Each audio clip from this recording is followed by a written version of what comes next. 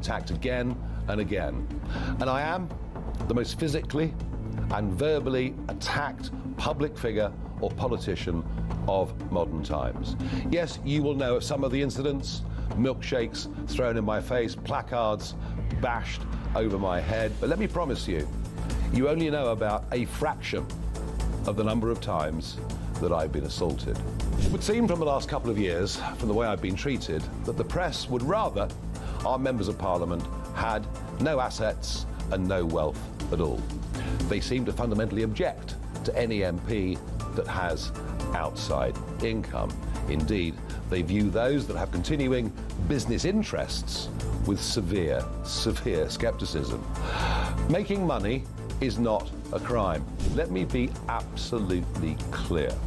After the furore and the media pile-on, well, not just the media, the other political parties too, let me be absolutely clear. I have done nothing wrong. I have not broken the law in any way at all. I have not misused public money. And you know, for the first 2 years of being an MP, my personal MP expenses are zero. I thought about it hard, and I've decided today I will resign as a Member of Parliament for Clacton-on-Sea, thereby forcing a by-election, which would happen, I hope, in short order. No, I've decided that the people of Clacton should be the judges of my actions. This will be a people versus the establishment by-election. It's a chance to stick two fingers up to the entire establishment, to across the UK, on DAB+, on YouTube, on your mobile, and on your side. This is Talk.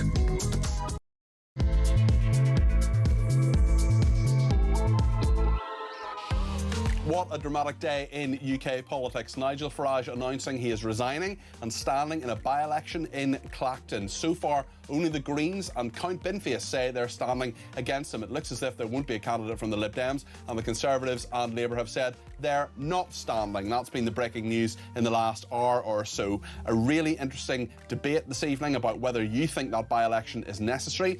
£230,000 is roughly what it costs of taxpayers' money.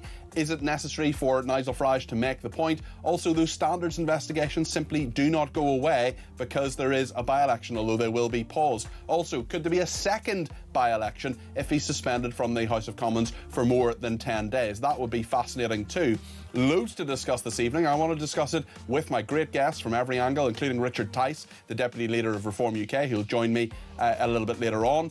And with you, of course. 0344 499 1000 is the number to call. Get your voice on the air. Let me know what you think of Farage. You can text me 87222 with the word talk in your text. You can tweet me at talkTV. Follow me at Peter Cardwell. Send me a voice note, less than a minute, please, if you would. You can send me a WhatsApp text message or give me a ring, all on the main number, 0344 499 1000. So much to discuss, mostly about Nigel Farage, but if there are other things you want to talk about, give me a ring on those too. 0344 499 1000. Stay with us here in the Evening Exchange on Talk.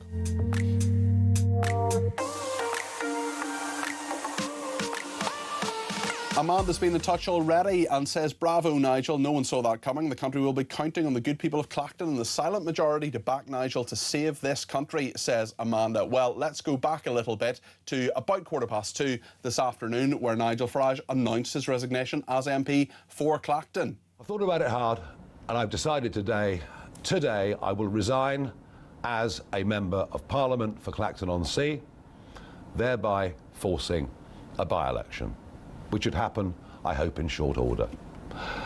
No, I've decided that the people of Clacton should be the judges of my actions. This will be a people versus the establishment by-election.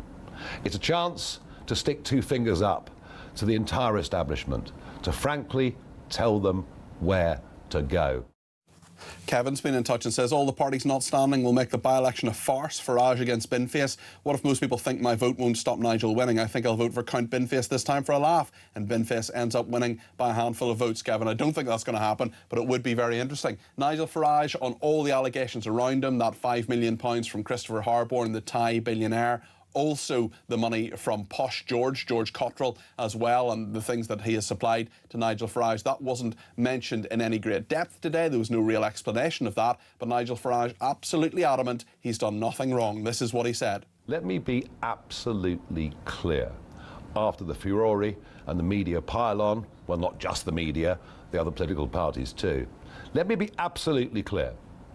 I have done nothing wrong. I have not broken the law in any way at all. I have not misused public money. And you know, for the first 2 years of being an MP, my personal MP expenses are zero. It's been an extraordinary 24 hours. Nigel Farage was incredibly angry yesterday. There's been a war of words between him and the broadcaster Sky News about whether they approached his daughter at her home. Sky News apparently, in footage that has been released, apparently knocking her door, but she didn't come to the door. He's accused them of harassing his daughter, who is not elected, has no role in politics, and has never sought a public role. In fact, as far as I know, I don't think I've ever seen a picture of her. I don't even know her name. Anyway, what's interesting is yesterday at an airport where Nigel Farage was travelling through, he was asked by Sky News about the controversy, and this is what he said. Look how angry he is. Listen to this. Was it a mistake not to declare the gifts from George Cottrell, sir? You tell your bosses you harass my family anymore, and I'll take you serious consequences. That's what your organisation has done this morning. Go away. Mistake not to declare the gifts, sir. Did you not hear me? You have broken all the rules, Leveson and everything else. Cut. So that was Nigel Farage yesterday. Keir Starmer not impressed. Labour not running a candidate in Clacton. They have announced that tonight. This is what the Prime Minister thinks. This is a desperate stunt from Nigel Farage, and it's obvious why he's doing it. He is up to his neck in sleaze. Politics should be about improving the lives of millions of people, not about personal gain, not about hiding dodgy donations. And I think the public will see this for exactly what it is. That is the Prime Minister. Well, the Leader of the Opposition, Kemi Badenoch, says the Conservatives won't stand. She's been highly critical of this as well. Nigel Farage is having a hissy fit because the first time he's actually having to deal with some real scrutiny. What he needs to do is be honest about where his fishy £5 million came from, rather than calling a fake by-election to run away from a standards investigation. We will be standing a candidate in the real by-election because no one is above Parliament. Parliament is bigger than all of us. We all have to follow the same rules. We all have to register our interests. What this by-election is a gimmick. This is him wanting to make everything about himself rather than his offer to the country at a time when we have a defence crisis, a retiring Prime Minister, so much change and turbulence. Conservative Party is the only party that's actually focused on the issues that matter to people. The Telegraph as well reporting this evening about George Cottrell, Posh George. His mother allegedly made a £1 million payment to Richard Tice's company, half of which was donated to Reform, and that George Cottrell loaned £80,000 to Richard Tice. I'll be asking him about that a little bit later on. He's coming up in the programme, and about Nigel Farage as well. It's been an extraordinary political day, a really, really dramatic political day. Nigel Farage, there's so much speculation. Is he going to stand down? Is he going to quit politics again? What is he going to do? And really, when we think about the fact that in a couple of weeks' time we'll have a new Prime Minister, almost certainly in Andy Burnham, the talk today certainly has been about Nigel Farage. Let's get the perspective of Isabel Oakeshott, our international editor here at Talk. Isabel, what a day. What are your reflections? Well, I think Nigel Farage has done the only thing that he could do at this point. He reached a crossroads. He's absolutely fed up of week after week after week of haranguing about this £5 million donation, and now a whole other layer of stuff about his very long-standing friendship with George Cottrell.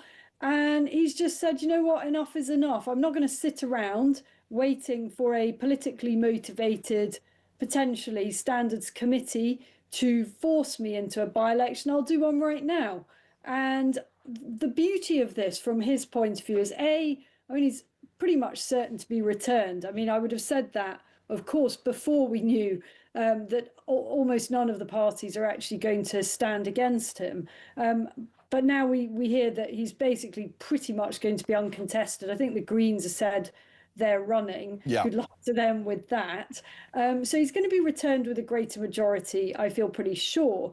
And then what it does is it sort of clears the air a bit. I mean, I'm not naive enough to expect that Nigel's critics are all going to slink away. But it does allow him to say, as he continues to be hounded about his finances and friendships, well, look, you know, the people that sent me to Westminster as an MP are the people of Clacton. They know about all these so-called revelations. I have nothing to hide from them. It's all out there.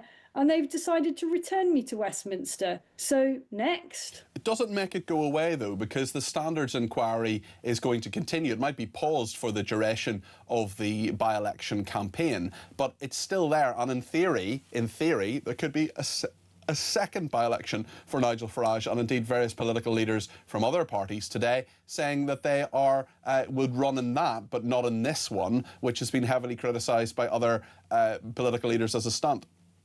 Well, they're criticising it because they foolishly didn't see it coming. I would have thought it was fairly obvious that this is what Nigel would do to anyone who knows his personality and political style. As I say, he's not someone who just sit there in the bunker waiting to be shot at. He's somebody that takes the fight out of the bunker and to the people. So, yeah, Westminster commentariat has been blindsided. I've been keeping a pretty close eye on this over the last 24, 48 hours because I did have an inkling of what was planned. And, you know, there are a few honourable exceptions. A couple of smart observers did predict that this might happen. But basically, most of the establishment didn't see this coming. So what are they going to do? Well, they're just going to carp about it. The idea of a second by-election really is farcical. It would be on the same issue. You know, if there's a second by-election, it will be over allegations surrounding the 5 million and other financial dealings. Well, why would you bother rerunning that? He's already doing it. It's just brought it forward. Certainly. From Nigel Farage's perspective, he seemed really quite angry about all of this. Is he too thin-skinned? If this guy wants to be Prime Minister, he's going to face many searching questions about all aspects of his personality, of his finances, and so on. Clearly, last night, with that allegation against Sky News, they deny it, although there was a furious row, actually, on Sky News earlier between Adam Bolton, one of their political commentators, former political editor, and Robert Jenrick, the Treasury spokesman for Reform UK, about whether it was appropriate for a reporter to go to Nigel Farage's daughter's house as well. I just wonder, from a journalistic perspective, whether you see that as legitimate journalistic inquiry or whether you see that as outrageous, as Nigel Farage does, and what you make of his reaction to it. So I think Nigel's at his best when he's cheerful and in command and where he breezily takes whatever is thrown at him. But I equally understand that when you've had weeks and weeks and weeks of this, you do reach a breaking point, and that breaking point comes when you feel that your family are also taking the flak. You know, it's really hard, and this isn't a reform thing for all public figures, you know, really prominent public figures. Keir Starmer himself should know this about how it feels when it starts spilling out towards family members. And I understand why he snapped over that. You know, how much more can he take? You know, he could just go off, as he said in his statement today, and further enrich himself and have a very interesting time over in America. He could do that, or he could just move into the commercial world, but he chooses to continue to try to change Britain. And, you know, the price that is paid is unbelievable.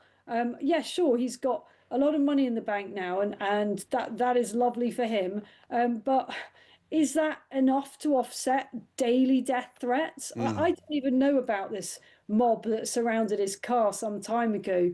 You know, must have been extremely frightening. It was so bad it literally wrote off the car. Yes, that's right. That's right. So, you know, this is somebody who is trying to continue to make a contribution.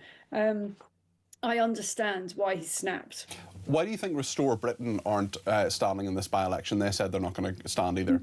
Because they know they'll be humiliated, because they will be shown for what they are, which is, you know, just opportunists and a party that's led by somebody who's got a vendetta against Nigel Farage. Now, Rupert Lowe has, I believe, indicated that if there is a second by-election, then Restore might stand. But they know that if they stand in this one, they're just going to look very foolish. So I'm not really surprised that they're not. OK, Isabel, thanks for your analysis. Really appreciate that. That's Isabel Oakeshott there, our international editor here at Talk. Richard in West Yorkshire says, just like the colour from the Cotswolds, I also can't wait to see that bunch of childish, sniggering kids who heckle, laugh and shout down Nigel every time he was asked a serious question at PMQs. Disgusting, nodding parcel shelf dogs when Starmer is talking, but a bunch of stupid face pullers when anyone, especially Nigel, stands up to deliver a question. They won't be laughing soon when they all lose their jobs and have to work for a living, or maybe go on welfare, more likely. Good luck, Nigel. Cheers, says Richard in West Yorkshire.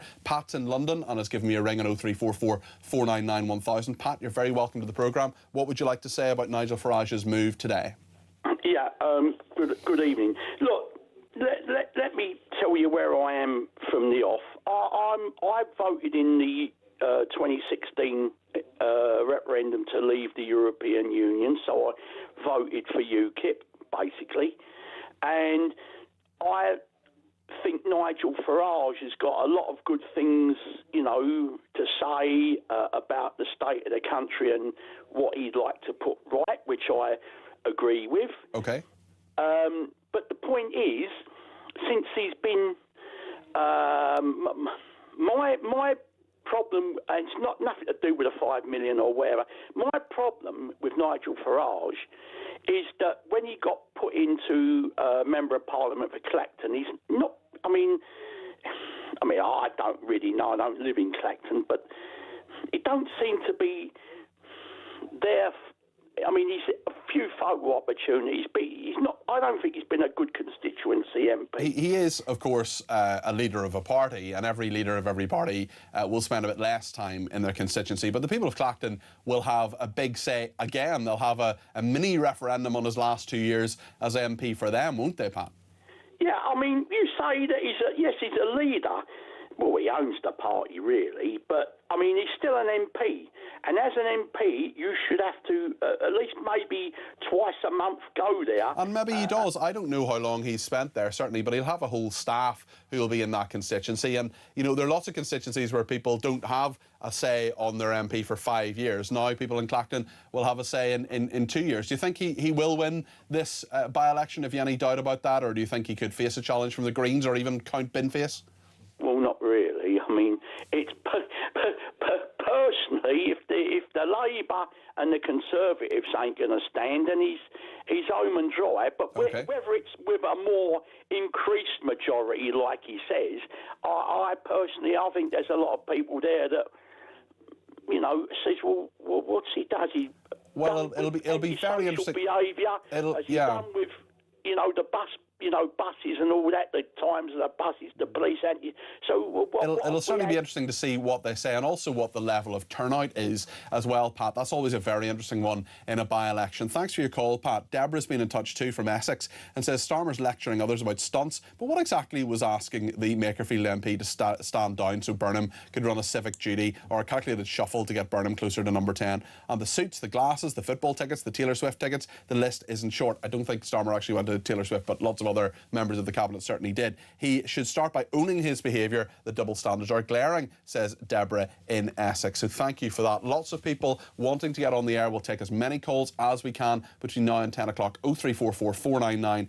1000. We've got a Conservative and Labour activist on the debate desk in a minute. We'll hear from Reform UK later on because Richard Tice will be joining us, the party's deputy leader. Matthew Goodwin-Freeman and Sebastian Salek next. Keep your calls, texts, tweets and voice notes coming in. 0344 499 1000. Stay with us.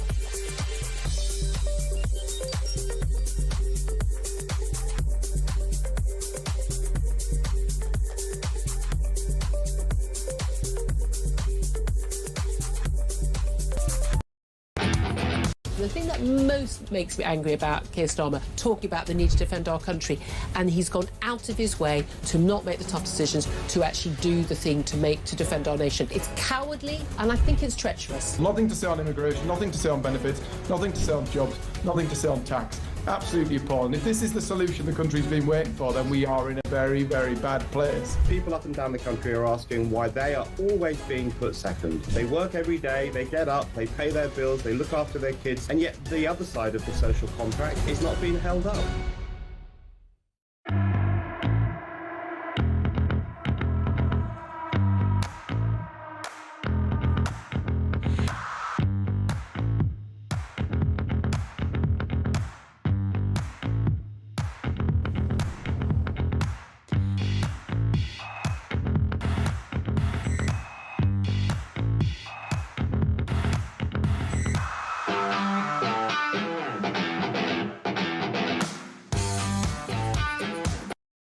Across the UK, on DAB+, on YouTube, on your mobile, and on your side. This is Talk.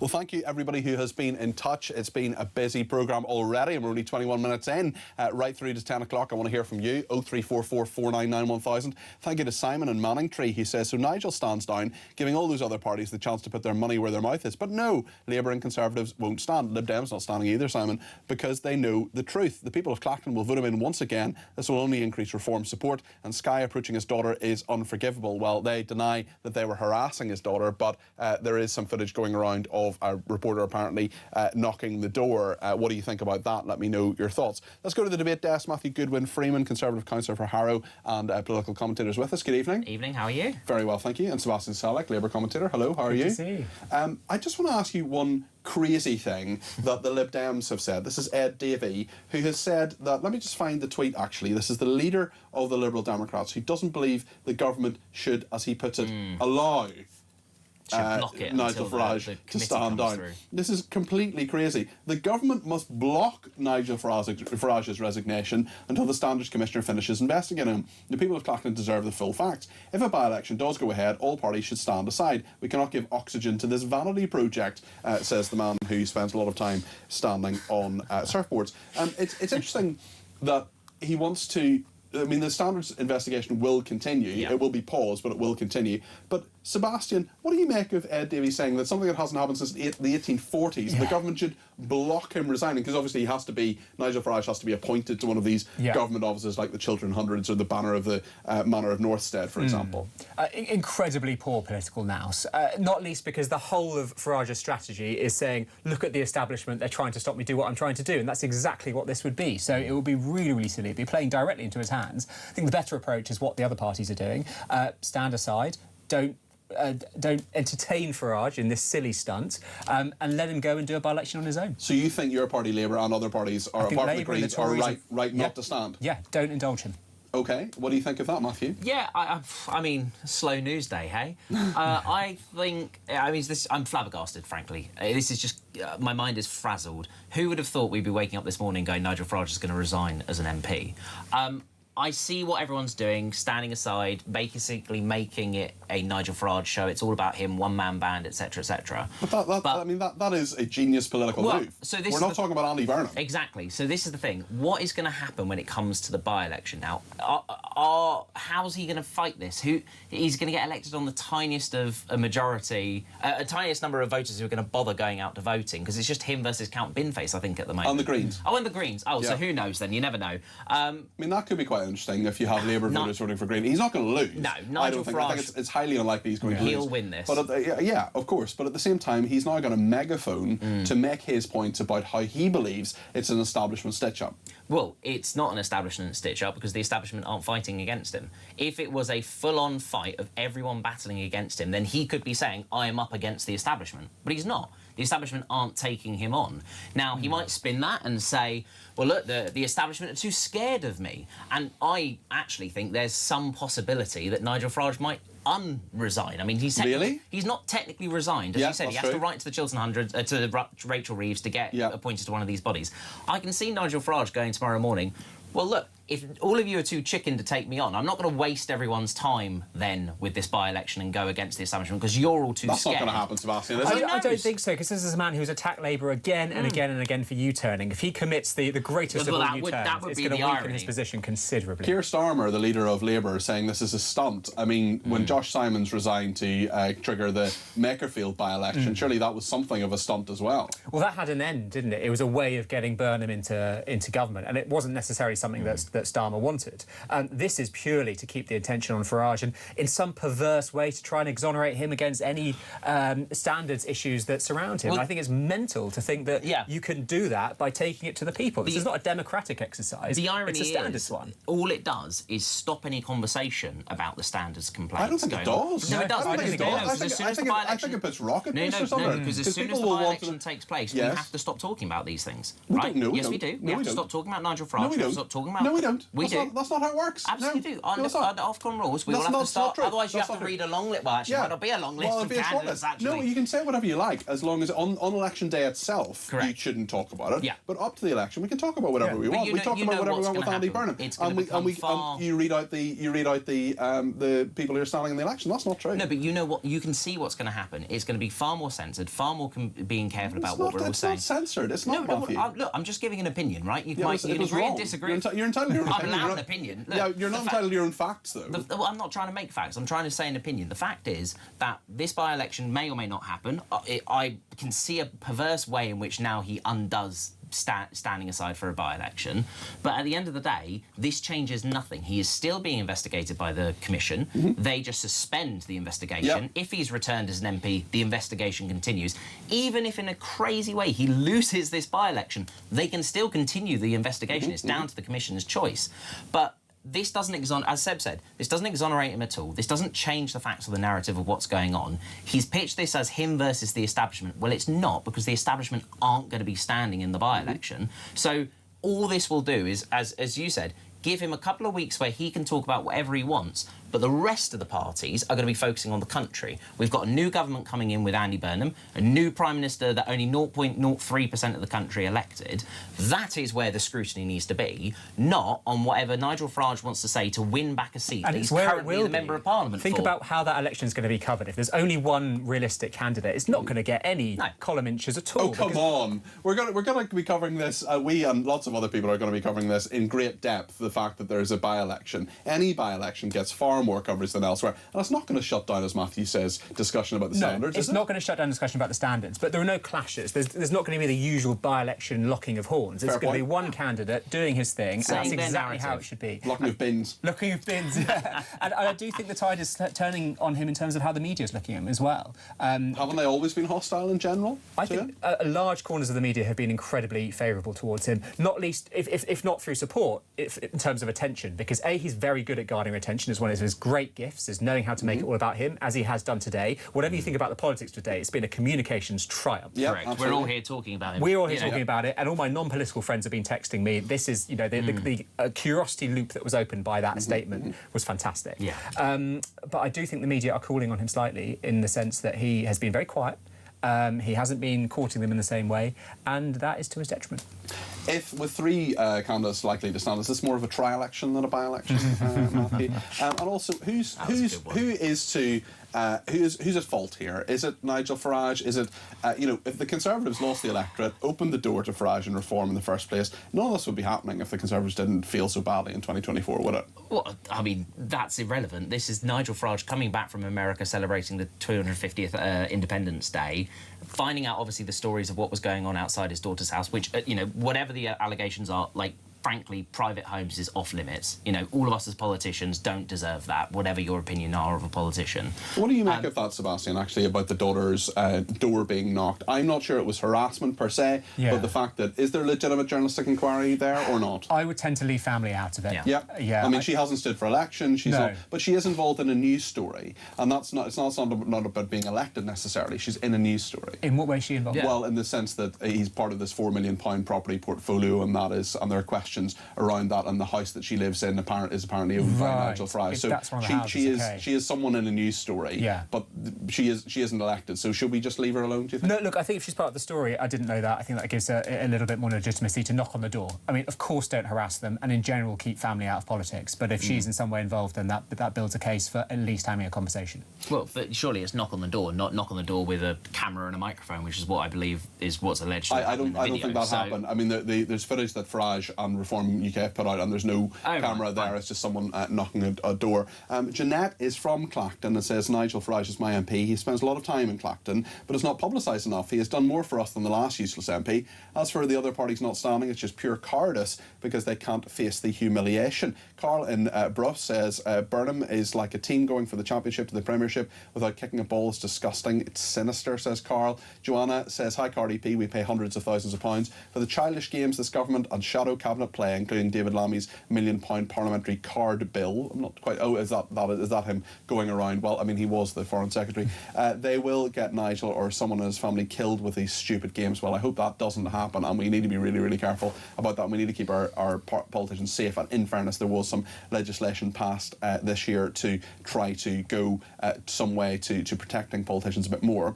Mark says he's not going to unresign because he wants to force them into effectively calling a second by-election straight after the one that he will just have walked. The blame will fall on the establishment. And Graham says at the moment we have Count Binface against the Monster Raving Loony until the official Monster Raving Loony party stands. I see what you did there, Graham. John says, I hear nothing but jealousy coming from your guest. Nigel is a political superstar. Are you saying that Sebastian Salek and Matthew Goodman-Freeman aren't political superstars? David Litchfield says, I wonder if the reason the main parties appear to be backing away from this by-election is because they have to be seen to downplay it. An MP has done something that very few others would dare to do by putting himself back before the voters. The last thing the parties will want is for that to set a precedent or switch an expectation or create an expectation. Imagine if every MP switched parties or failed to deliver on manifesto promises felt obligated to seek a fresh mandate from their constituents. Lots more to come on the debate desk with Matthew and with Sebastian. Keep your comments and your calls coming in 0344 499 1000.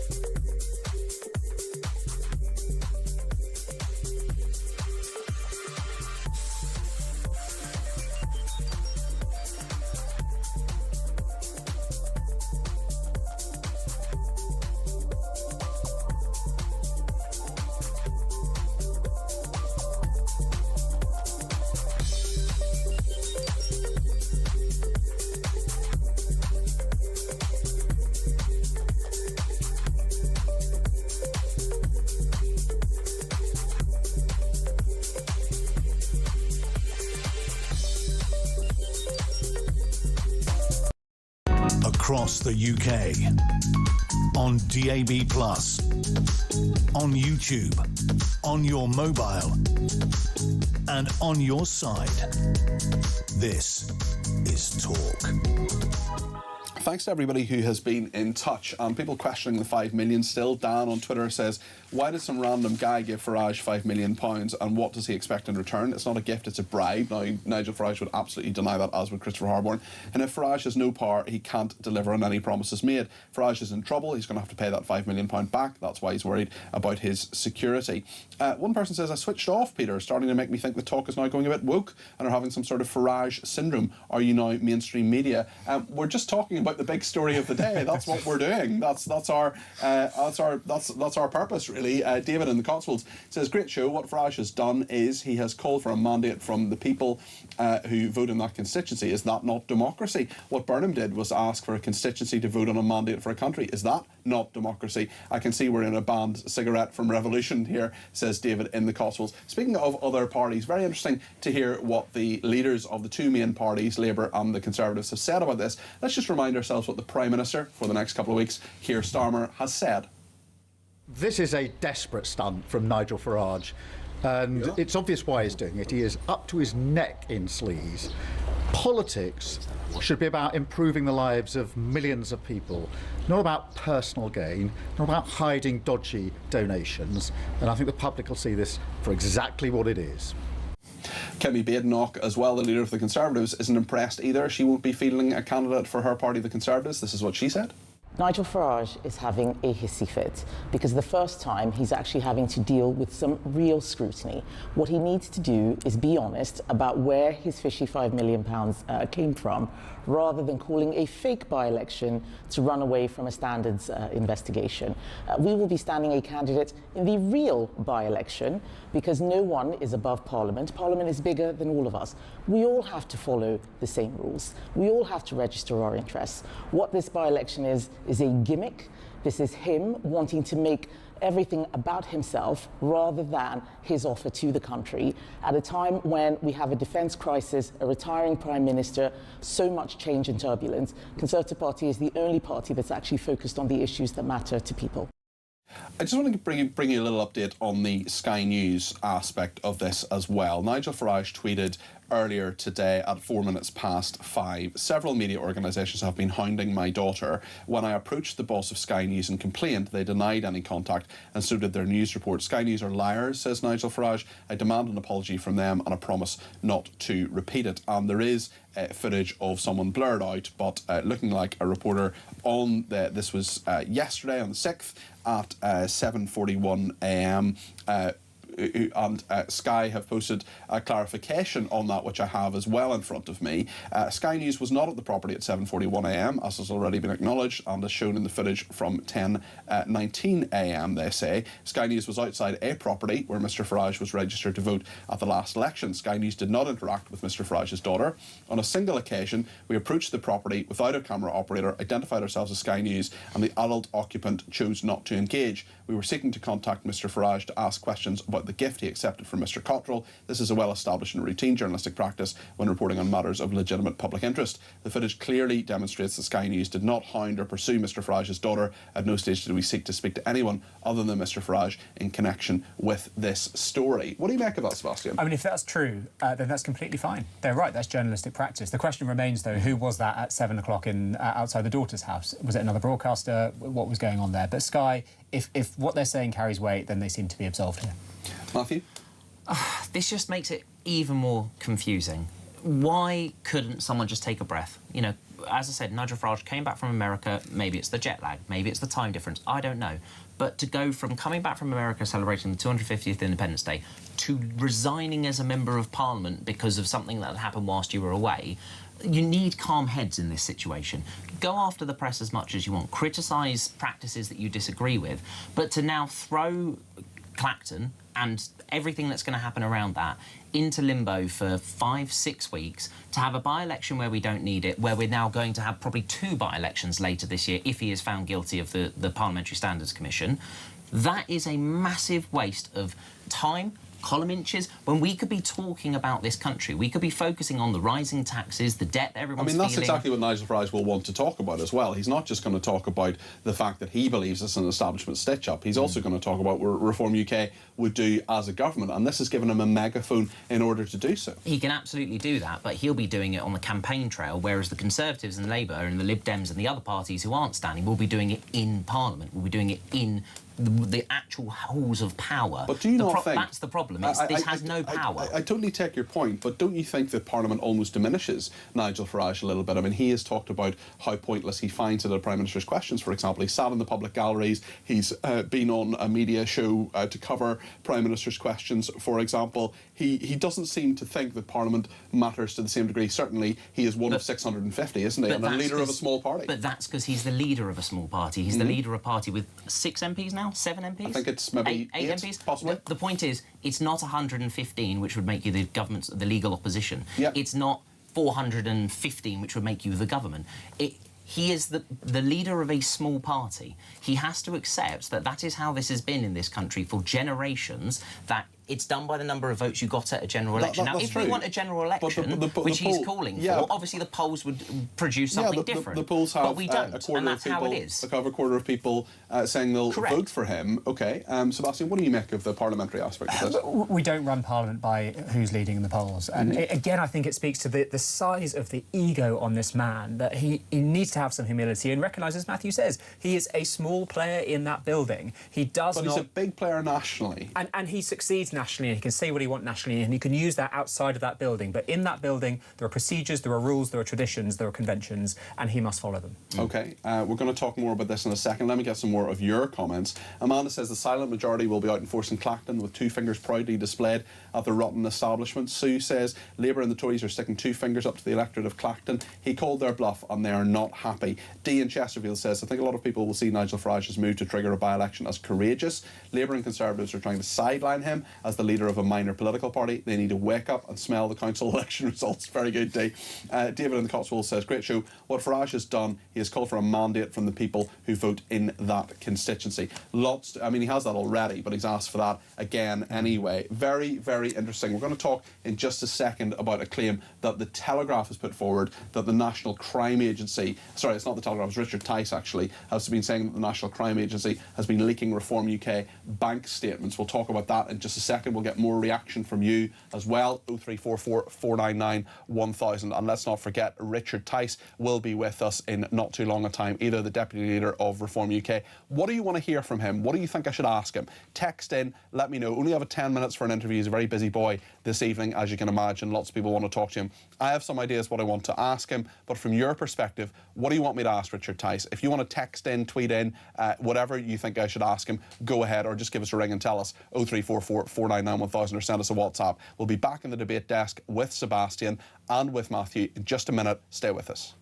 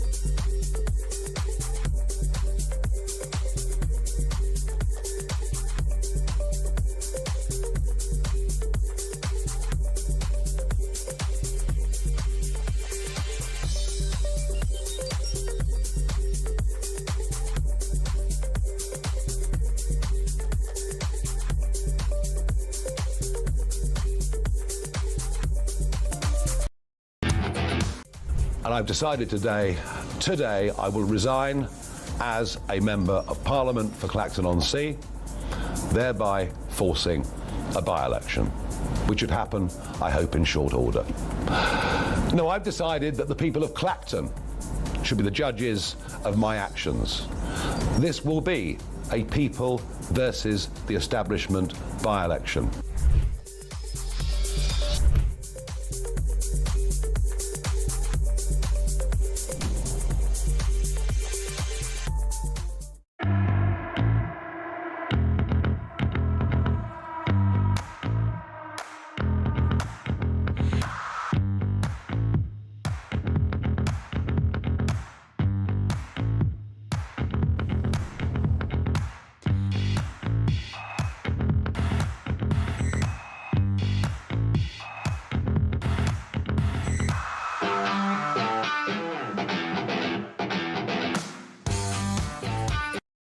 Across the UK, on DAB+, on YouTube, on your mobile, and on your side. This is Talk.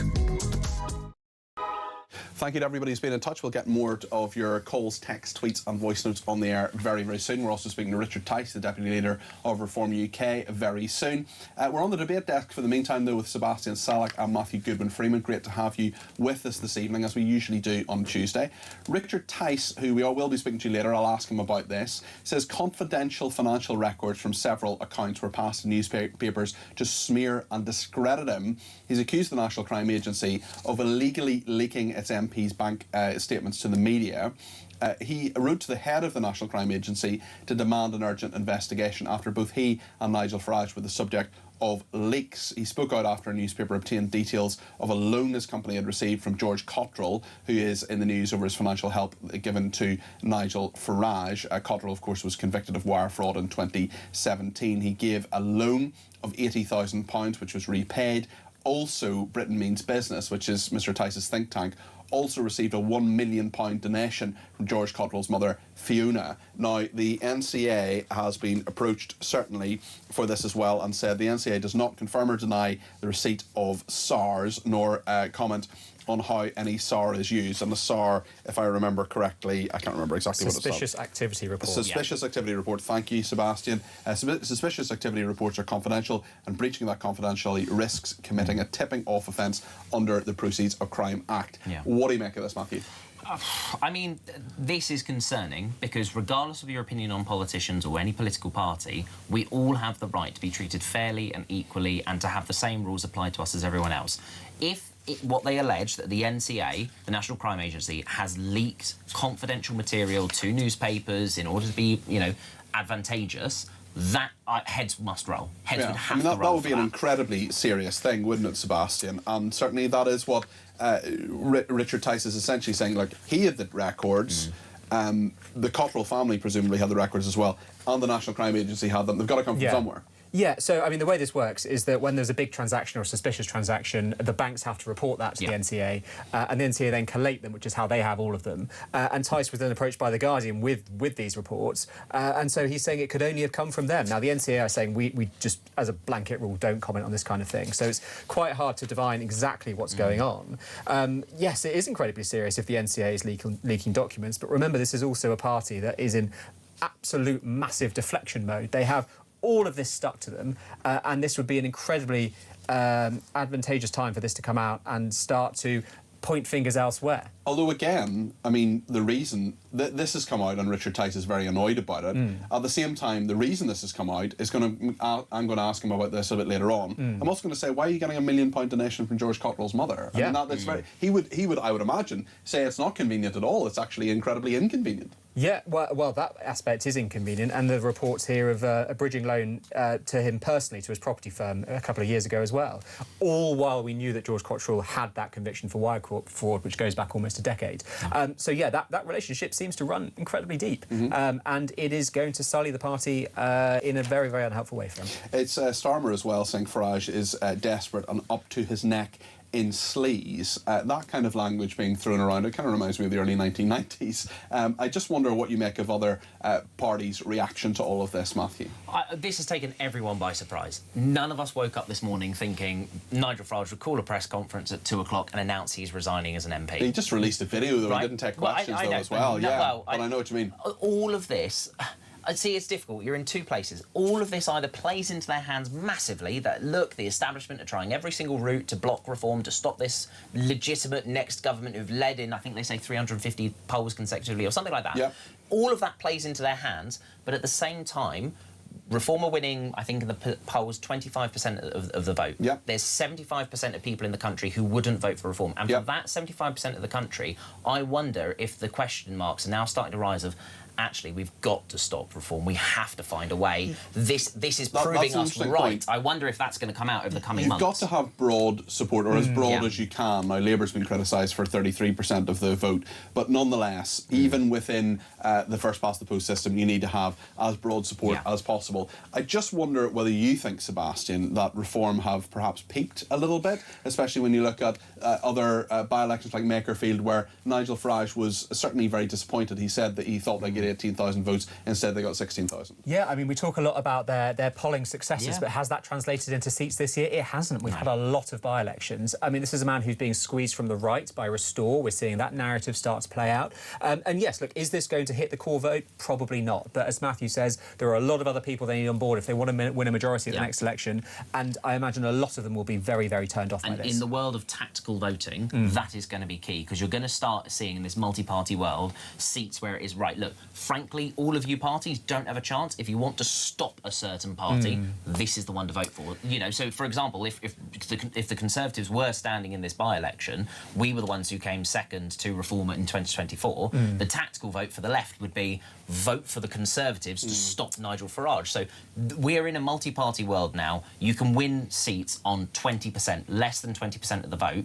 Tactical voting is going to be the big thing, and something the right wing haven't been very good at over the years. Speaking of the right wing, wing, left have been very good at. Speaking of the right wing, what do you make of the fact that Restore Britain have said they're not going to stand on this? I was very surprised by that. I thought Restore Britain would be standing. Surely they'd be humiliated. No, but not to be humiliated, to try and stop Nigel Farage. I thought that everyone would be piling in, and it would be, you know, tactical vote. Let's vote for the Conservatives to stop Nigel, or vote for Restore to replace the Conservatives and to take over Reform. Or I thought was going to be a really tactical bloodbath, but instead it looks like we're all going to have to wait till probably October time, where we might end up with a second by-election in Clacton, at which point I think everyone's going to go, forget it. I don't care anymore. This has run its road. It's too reformy territory. It's too safe for Farage for anyone to want to try that out. We know. So how much of a risk is this, do you think? Is it not a risk at all? I mean, for Farage? Yes. I mean, it's going to be humiliating for him, I think. I predict... Why do you think it'll be humiliating? Well, I just think this entire by-election is going to be ignored. If you go back to 2010, do you remember when he was flying planes around and he was this bit part in the general election and he was this comedy character in the corner? He's starting to look like that again. Really? Yeah, he is. Why do you think that? Well, look, the comms today, as I say, fantastic, but the coordinated response from the rest of the political community, I think, has been really sensible, and they have taken the wind out of his sails in a big way. And if he were playing it cool, he may have stood a chance, but you're starting to see some cracks in him. One of the skills he has is that he can laugh anything off. He looks like he's having fun, he's enjoying himself, and he looks really angry. Do you remember when he was doorstepped by Sky a couple of days ago? He looked like he was going to lamp that reporter. It's a very different man, and that kind of sheen is starting to come off him. But also, let's be very, very clear. If there was an election and every party was flying into it, he only has a majority of 8,500 votes. I know that sounds like a lot, but at the general election in 2024, the Conservatives lost seat where they had 20 ,000 vote majority. But this is that is not much. No, you say that, but Great Yarmouth is only up the coast. If Restore did stand in Clacton against Nigel Farage and it was a Restore versus Reform bash, I think you could see both Reform's vote being split massively. This is not a huge majority for Nigel Farage. He'll win this by-election now because no one else proper is standing against him. No offence, Count Binface.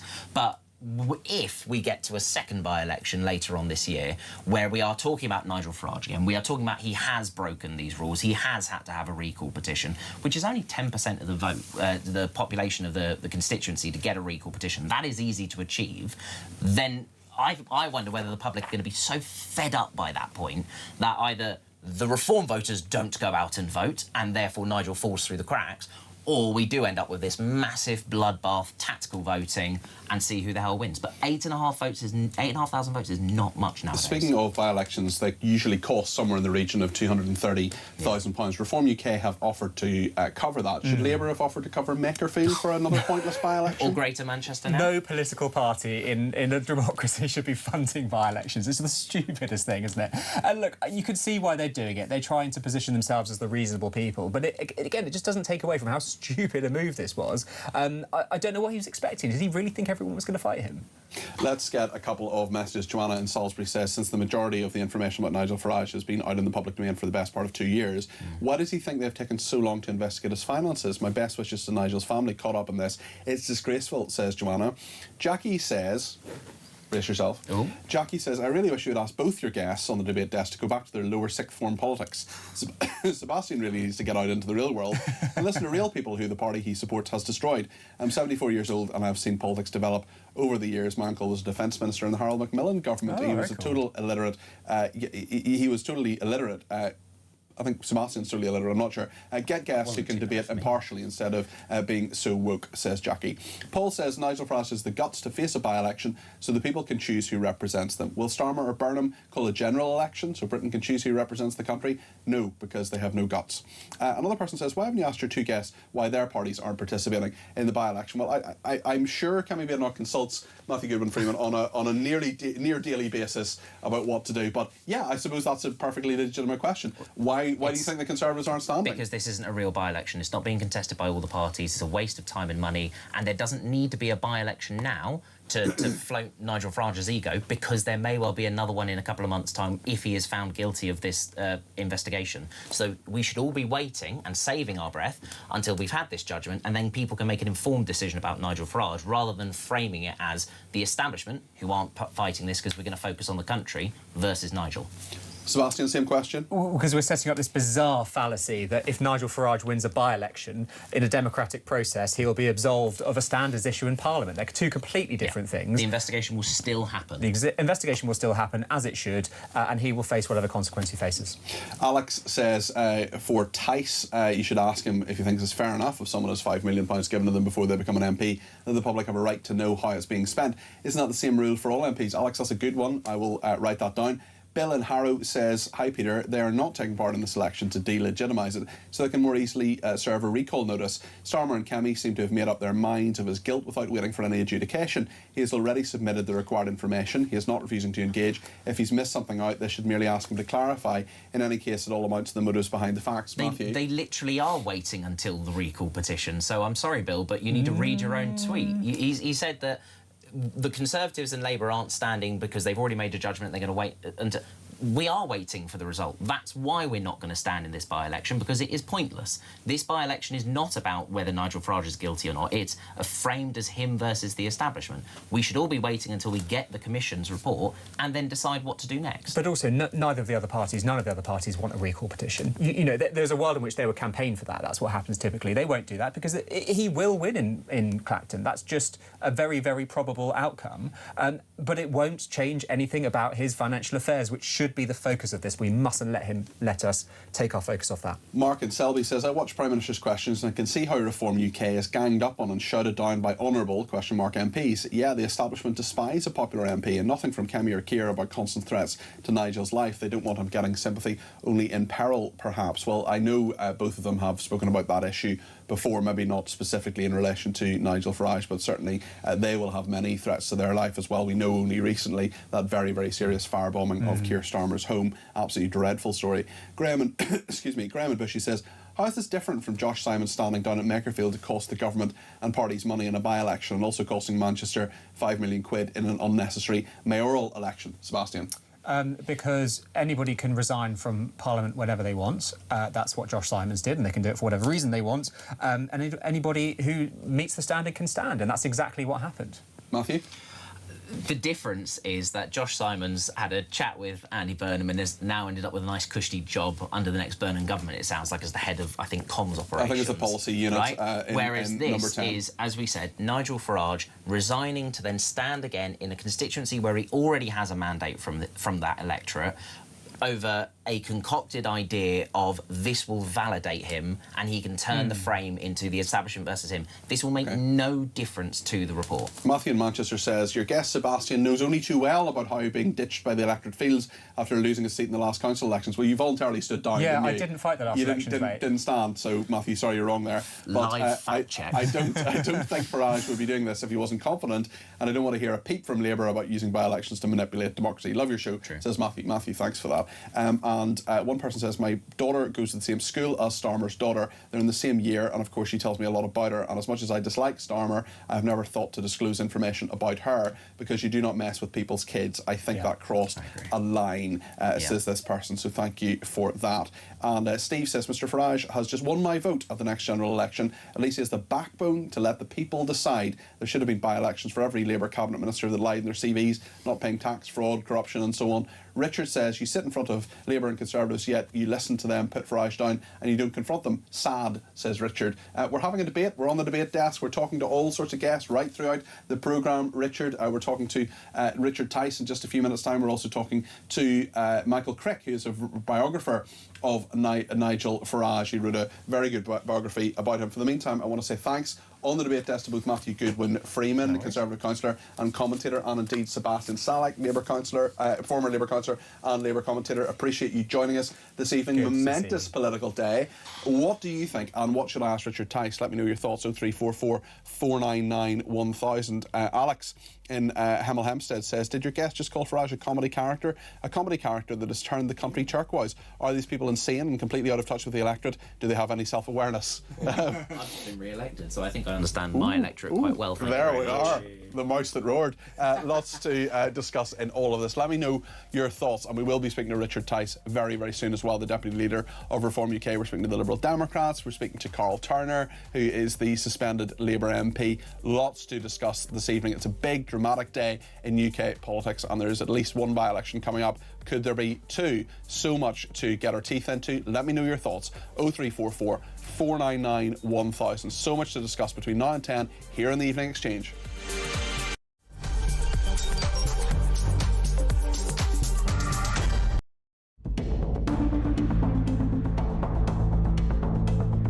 For over 20 years now, I have been subject to constant demonisation by the press.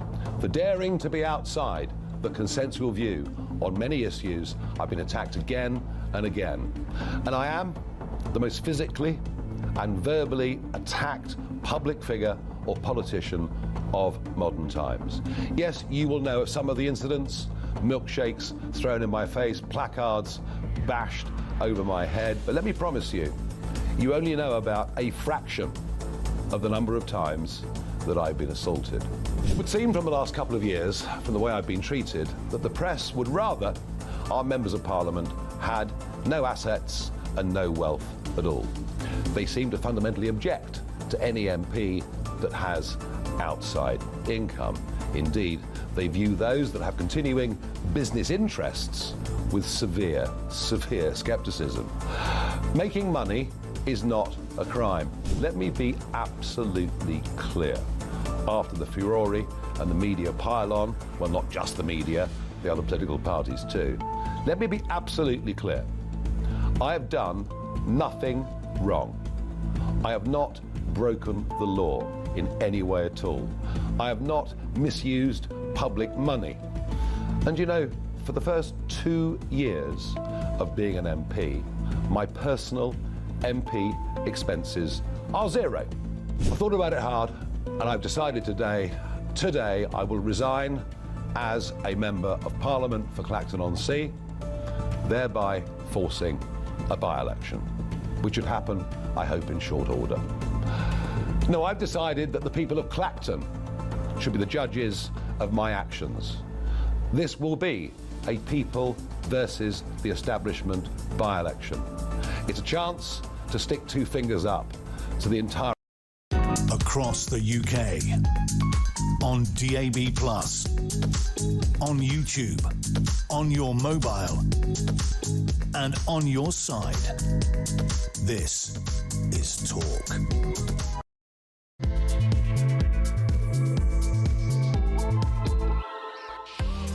Nigel Farage resigns as MP for Clacton, or does he? A lot of people saying that actually it is an office that he has to have, that the Chancellor grants him. It's usually a formality, but there is a suggestion this evening that actually the government could stop him resigning in some way. The Liberal Democrat leader Ed Davey has said that that's the case, and they could actually suspend it until after the Standards Inquiry reports. I'll be talking to Richard Tice about that a little bit later on. He's the Deputy Leader of the Reform UK Party. 0344 499 1000 is the number to call. You can text me 87222 with the word talk in your text. You can tweet me at talkTV, follow me at Peter Cardwell, send me a voice note, send me a WhatsApp text message, or give me a ring, all on the main number 0344 499 1000. So much to discuss in the next 2 hours, and indeed we'll be speaking to Nigel Farage's biographer in just a second.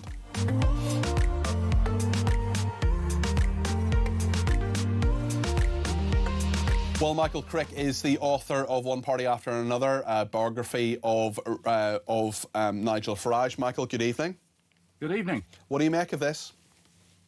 Well, it's actually turning into much ado about nothing, really. I mean, this by-election, hardly anybody's going to go there, are they? I mean... Is it even going to happen? Because I know. we have I don't know about this thing about the rules. I think you're getting into dangerous territory if a governing party can stop somebody resigning from Parliament. I mean, surely Nigel Farage will say, this is the establishment stitch-up. They're not even allowing me to resign. I mean, you can't... There are so many other times when, you know, if someone stopped you resigning from your job in any other walk of life, people would say that was ludicrous.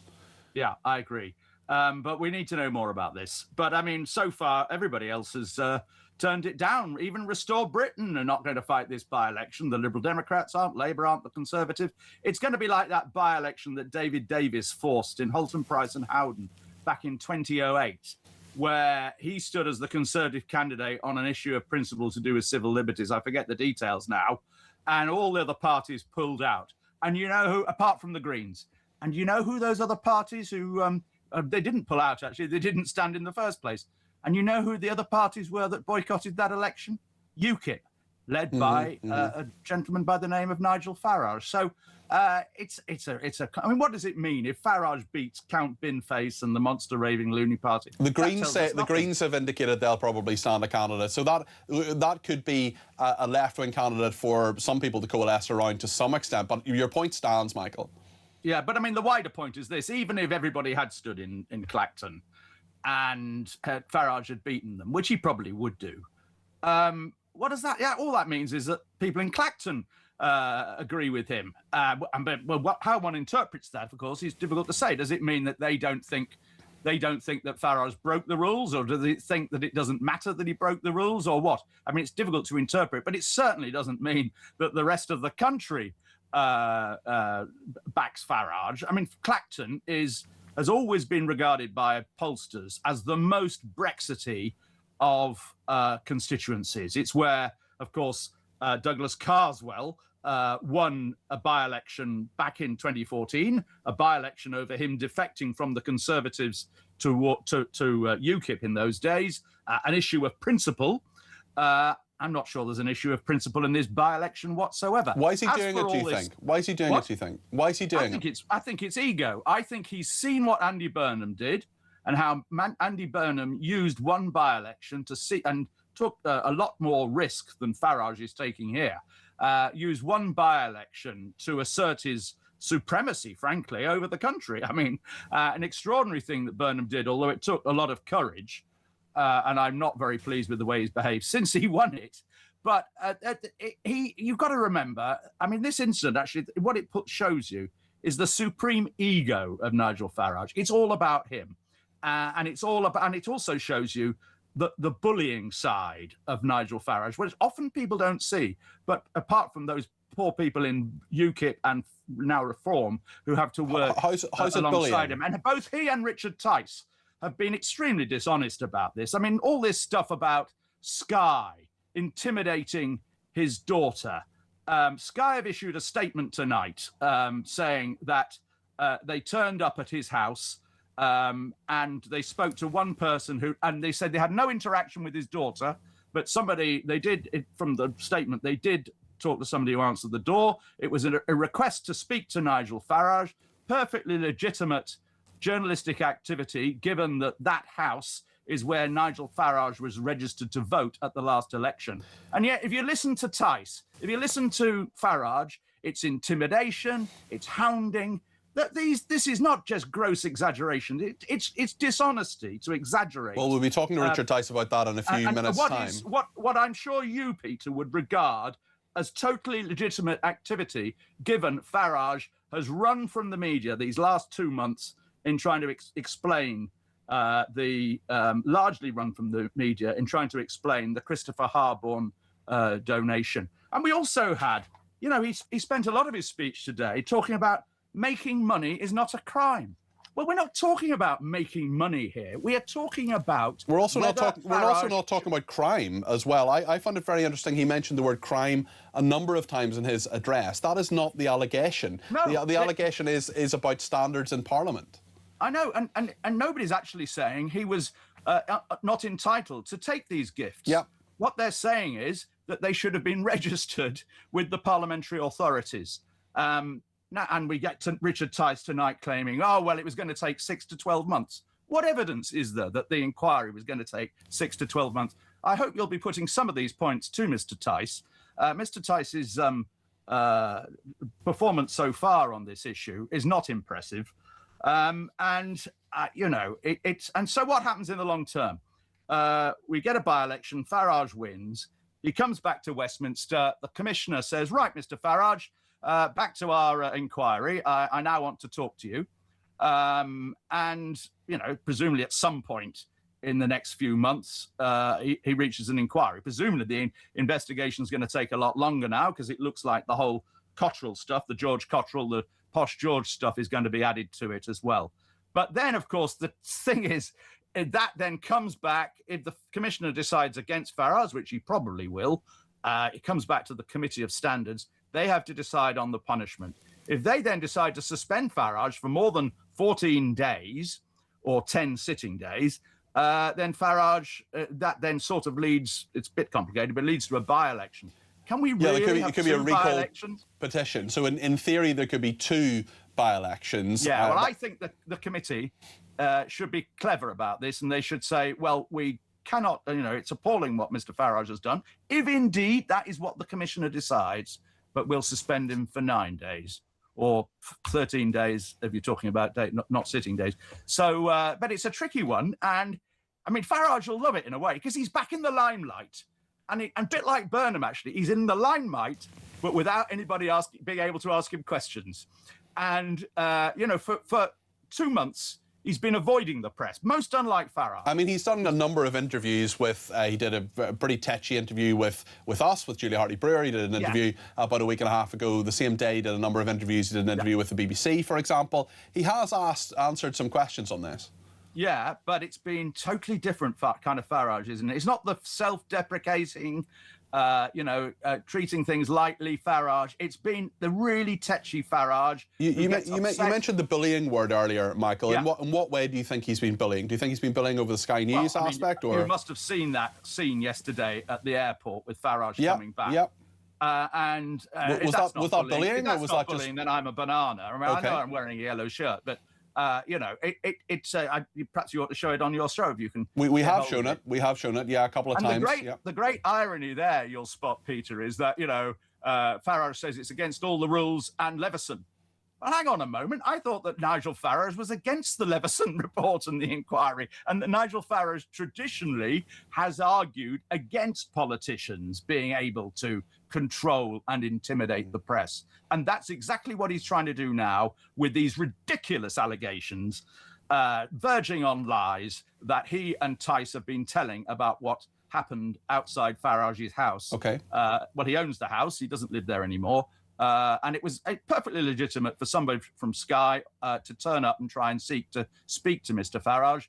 And according to Sky's account, and I would believe Sky's account 100 times more than I believe Farage's account, they did not have any interaction with Farage's daughter, who is, by the way, age 20. She's not as if she's sort of a teenager or something.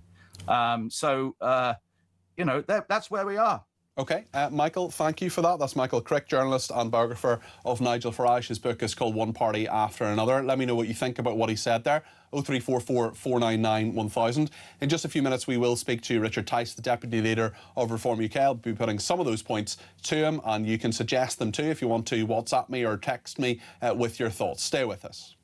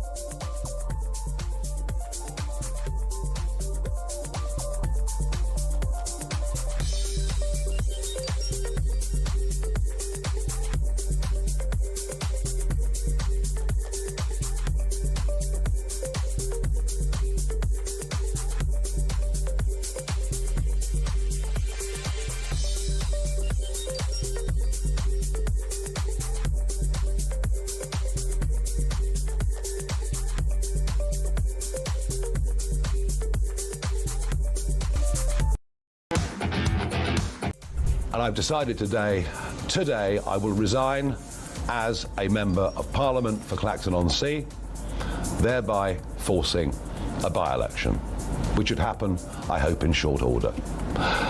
No, I've decided that the people of Clacton should be the judges of my actions.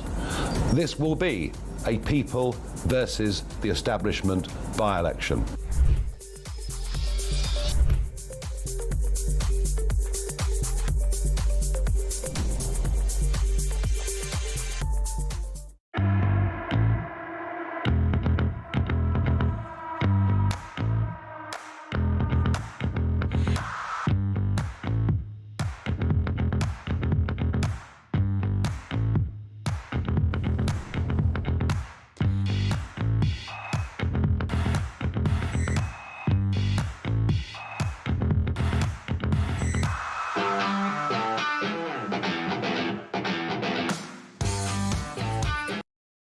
Across the UK, on DAB+, on YouTube, on your mobile, and on your side. This is Talk. Thank you to Cindy, who has tweeted me to say, having just listened to your two guests earlier on, Sebastian and Matthew, saying that Nigel is just a leader of a little party. It infuriates me. In Parliament, any MP from big or small party should be treated with the same respect and have their questions answered with dignity. Nigel is shown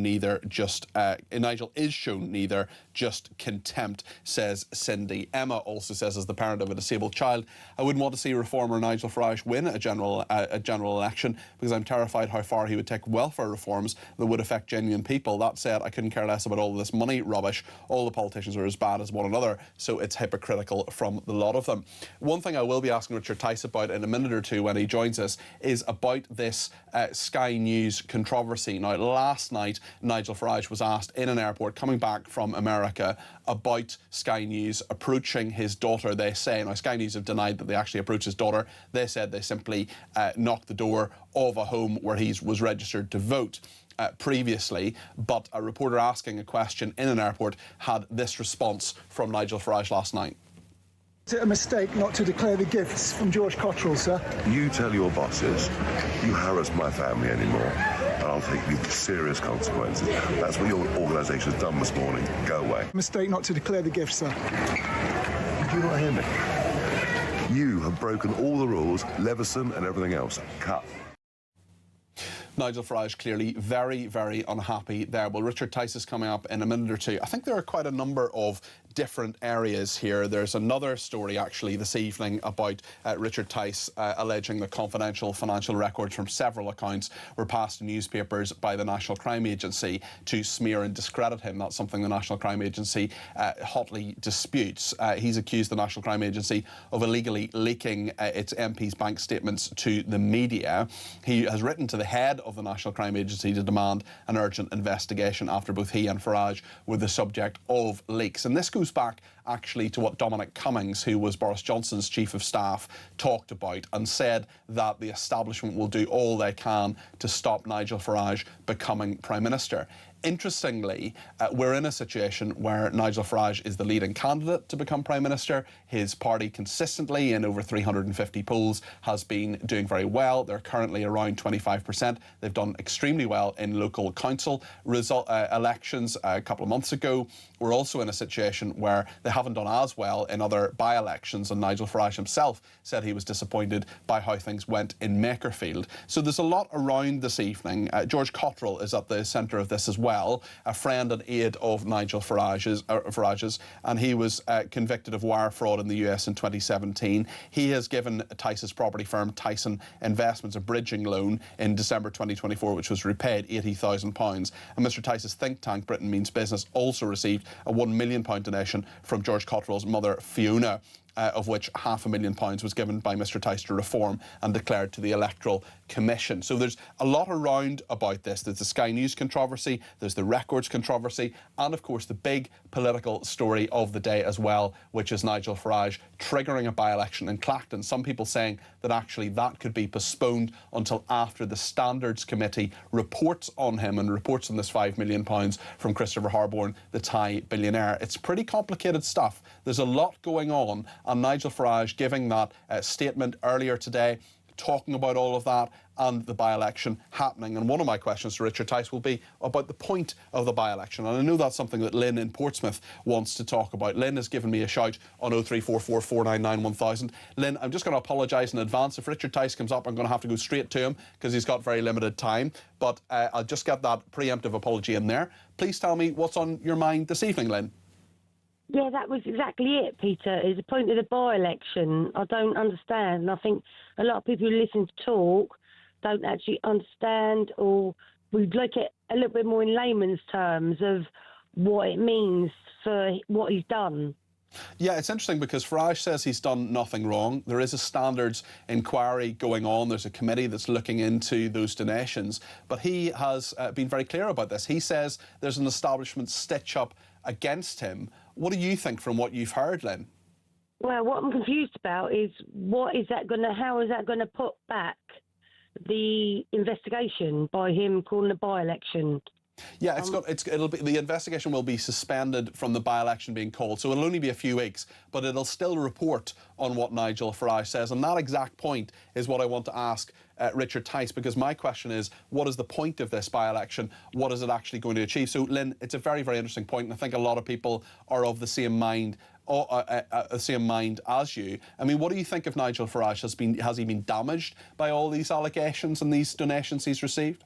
I don't think so. I'm a Reform voter, and I will be a Reform voter. But I just think it would be better for it to come over in more layman's terms. You know, I listen to talk a lot, but sometimes it all gets confusing. Like, you are all more politically minded than the rest of us. But Lynn, it's absolutely my job to explain to you what their points are. It's not about me having a big conversation up here. It's about people who, like yourself maybe, Lynn, who don't listen and think about politics all the time, switching on the radio for an hour thinking what's actually happened today. Let me just play you a clip of what Nigel Farage said earlier and his reasons for it, and then I'll come back to you, Lynn, for your reaction. This is what Nigel Farage said earlier. I've thought about it hard, and I've decided today I will resign as a Member of Parliament for Clacton-on-Sea, thereby forcing a by-election, which would happen, I hope, in short order. No, I've decided that the people of Clacton should be the judges of my actions. This will be a people versus the establishment by-election. It's a chance to stick two fingers up to the entire establishment, to frankly tell them where to go. And just before I go back to Lynn, I want to play one more clip from Nigel Farage talking about his belief that he's done absolutely nothing wrong when it comes to these allegations. This is what he said earlier. Let me be absolutely clear. After the furore and the media pile-on, well, not just the media, the other political parties too, let me be absolutely clear. I have done nothing wrong. I have not broken the law in any way at all. I have not misused public money. And you know, for the first 2 years of being an MP, my personal MP expenses are zero. Lynn, does that make things any clearer for you, or do you still just have that question in your mind, what's this all for? What's the point? Well, the other thing is, what I was thinking when I heard it, I did watch him speaking earlier live, and I was thinking, so why aren't you taking Sky News to court for them releasing where your daughter lives? Maybe they will. I don't think they've said where she lives, certainly, but they have knocked the door. Do you think they shouldn't have done that? Well, they definitely should not have done that. No, Okay. if she's not in the political realm, yeah, you know, and she just happens to live in a place where a rich dad owns a house. Mm-hmm.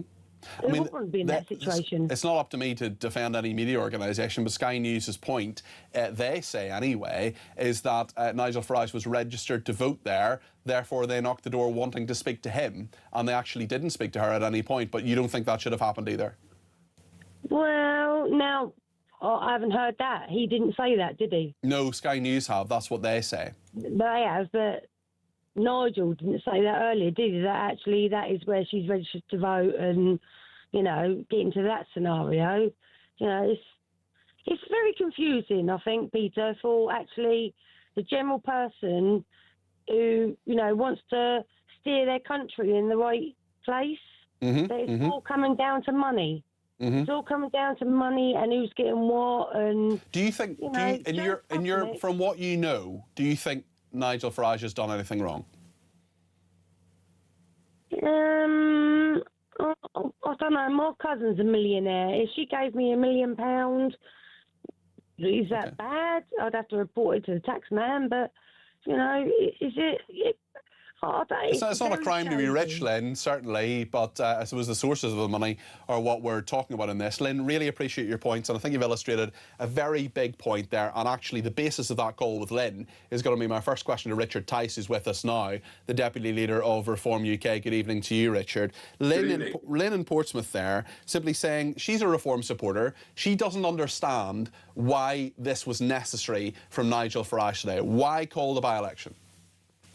Because simply we are being hounded at every level by an establishment that is trying to take us down, take Nigel down.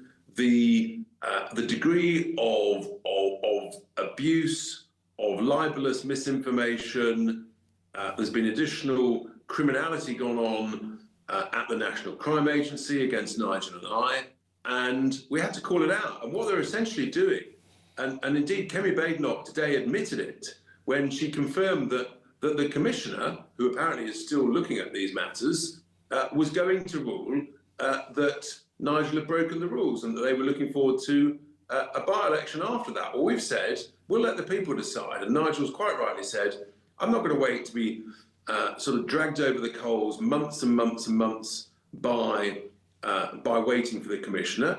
Let's ask the good people of Clacton. The facts are out there. Nigel is crystal clear that he's complied with the rules, and so if they all want a by-election, well, bring it on. Let's have a by-election. But that's your decision. You say you're taking it to the establishment, but the establishment isn't biting back. In fact, they're kind of ignoring you, aren't they? Because Labour, the Conservatives, Restore Britain, have said that they are not going to stand in this by-election at the moment. Anyway, it looks as if it's Nigel Farage versus Greens and Count Binface. I hear the sound of a chicken, a bunch of clucking chickens amongst the other political parties. They know when they've been done, they're petrified, they don't seem to like democracy. When it doesn't work for them, you've got a Labour Party that tried to cancel local elections in May for 5 million people, a Labour Party that's changing the rules on party donations to try and make life harder for Reform, a Labour Party that's just literally changed the rules a couple of weeks back on the Manchester mayoral by-election. They are assaulting us using legal and illegal means, and then hounding Nigel's daughter and then lying about it. We'll get to that in a second. But what is wrong with a Standards Commissioner looking into £5 million given to Nigel Farage within a year before he became an MP, and then reporting on that? I mean, why not just wait until that report comes out and then make a decision about whether you stand in a by-election or not? This seems to lots of people like a political stunt. You have some of your own supporters, including Lynn in Portsmouth, baffled as to why it's happening. If it looks like a stitch-up, if it sounds like a stitch-up, and if it smells like a stitch-up, guess what? It is a stitch-up.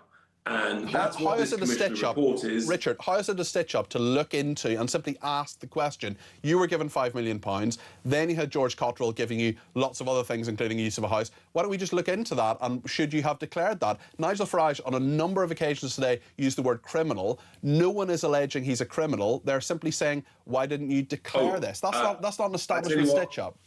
People have made some appalling allegations against Nigel. People have, frankly, hounded his daughter. I've had criminal activity against me. Collectively, we've had enough. We're sick and tired of this. And, you know, Dominic Cummings at the beginning of the year said they will use any means possible, legal and illegal. And we are seeing that. And we're calling it out. And it is a stitch-up. And Kemi Badenoch, she let the cat out of the bag today when she said the commissioners are definitely going to find in favour of that Nigel broke the rules. What's there to wait for? We don't want to wait for 6 to 12 months. I mean, the Commissioner is quite often can take 12 months to make a relatively simple determination about an issue. It doesn't usually take that long, does it? Out there, and all the meantime, all the mainstream media will be saying, "Oh, you naughty boy, Nigel! You've got a commissioner inquiry against you. You naughty, naughty boy." Forget it. We're sick of this stuff. Surely this Crack actually... on and put it to the good people of Clacton. OK, that's all fine, but the point is that this actually elongates the inquiry, does it not? It makes it longer, because if you are holding a by-election, if that happens, say, in the next 6 weeks or whenever, the Standards Committee stops, then it starts again, and exactly the same questions are being asked. There could actually, in theory, be a second by-election. So you're actually making the process longer, are you not? The Commissioner doesn't have to stop.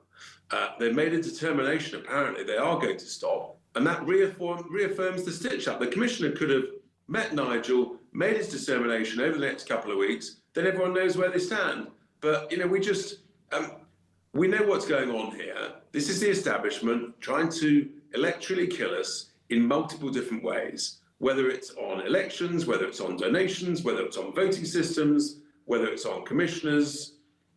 We trust the people. Nigel trusts the good constituents of Clacton. That's where it's going to end up, one way or the other. Okay. So let's get on with it, shall we? And reduce the uncertainty. If you're given £5 million by a person, I mean, it's almost unbelievable we're talking about this weeks on. We're also talking about further donations from George Cottrell as well. Isn't it reasonable for the person who wants to be the next Prime Minister, you know, you want to be the next Business Secretary, really powerful positions, isn't it perfectly reasonable that people know where that money comes from? Well, they do, and Nigel's confirmed that. But the point is, you abide by the rules, and that's what Nigel has done. He's taken advice. He didn't declare the 5 million. Wouldn't that have been abiding by the rules, Richard? That's the whole point, Peter. The whole point is that he was advised quite clearly as a personal gift, nothing to do with his political activities, because guess what? He wasn't a politician at the time. He was a presenter like your good self. And therefore, he didn't need to declare it. I mean, you know, if you're going to have rules, but because the rules don't suit Nigel's opponents, when he abides by them, that, you know, they claim that he has to subscribe by different rules. But that's not how it works. Well, it works in that... You can't make rules up. You can't make rules up when you go along. But they're not making the rules up. They're simply saying that in a year prior to you becoming an MP, if there's something absolutely material, you should declare it. Listen, I don't think... That's not what it says, Peter. Well, what does it say then? What it says is, if it's a personal gift, and it's got nothing to do with his political activities, it does not need to be declared. It did not need to be declared. I mean, he said it was a reward. He said it was a reward for Brexit. Some people might argue that was a political activity. Let's talk about Sky News. Now, they have said that they approached a property that was registered to Nigel Farage, that it was on the electoral register for him, seeking an interview with him. They knocked the door. A person answered the door and said, "Nigel's not here," and they went away. Why is that harassment? Why is that haranguing Nigel Farage's daughter, who they say they didn't even speak to? Is that wrong? Are you contesting that?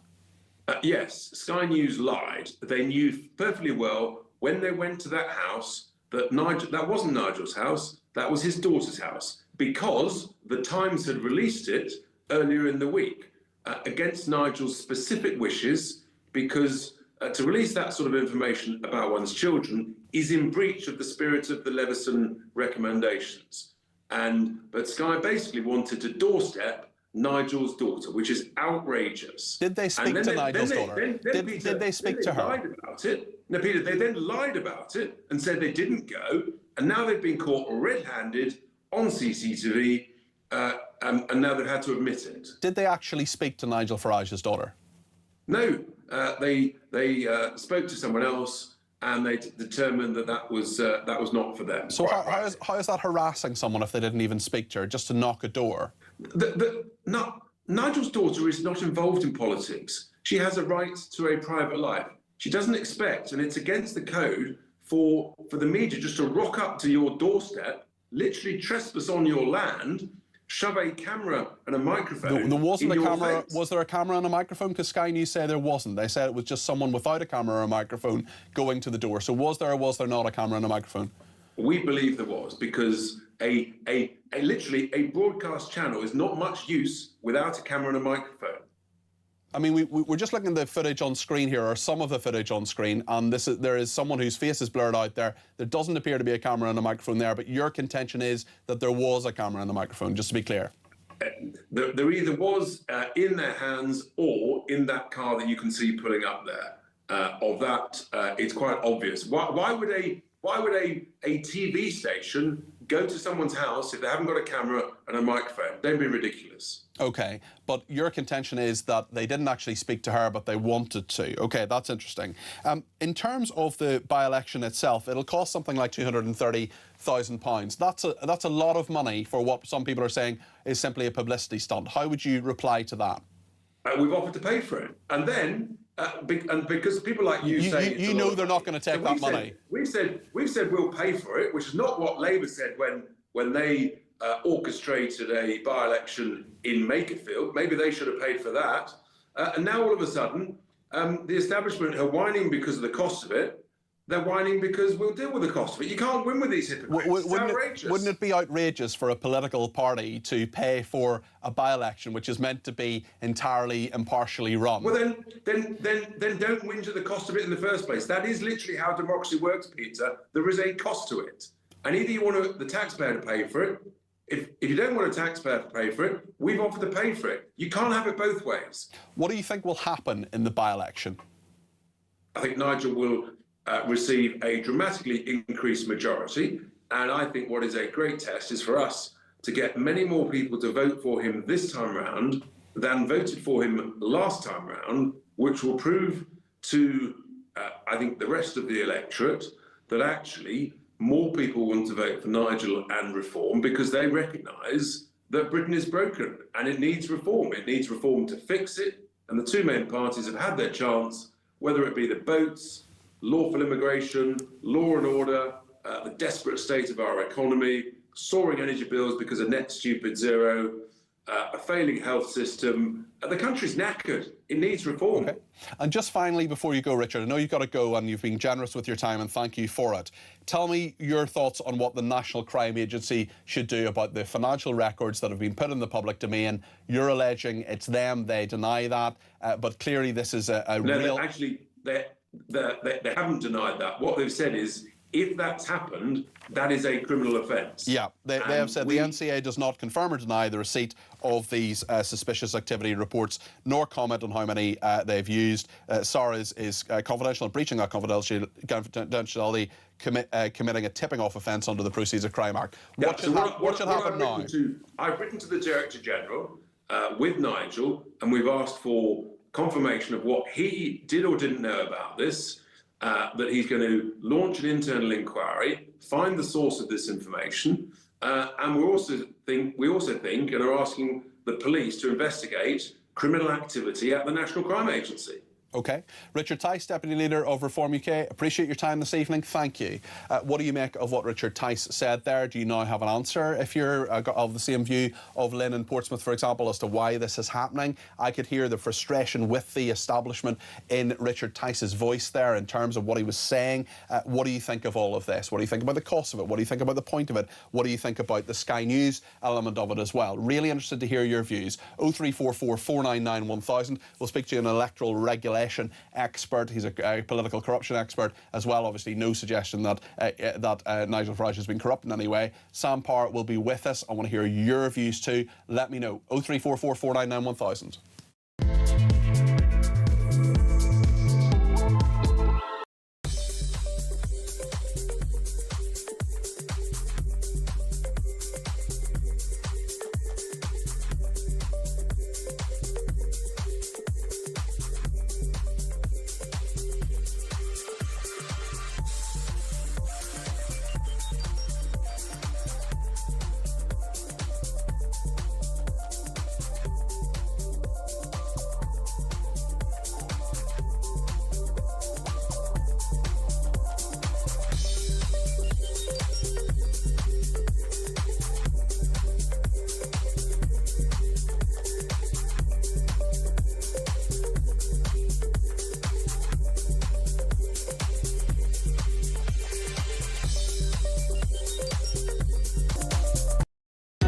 across the UK.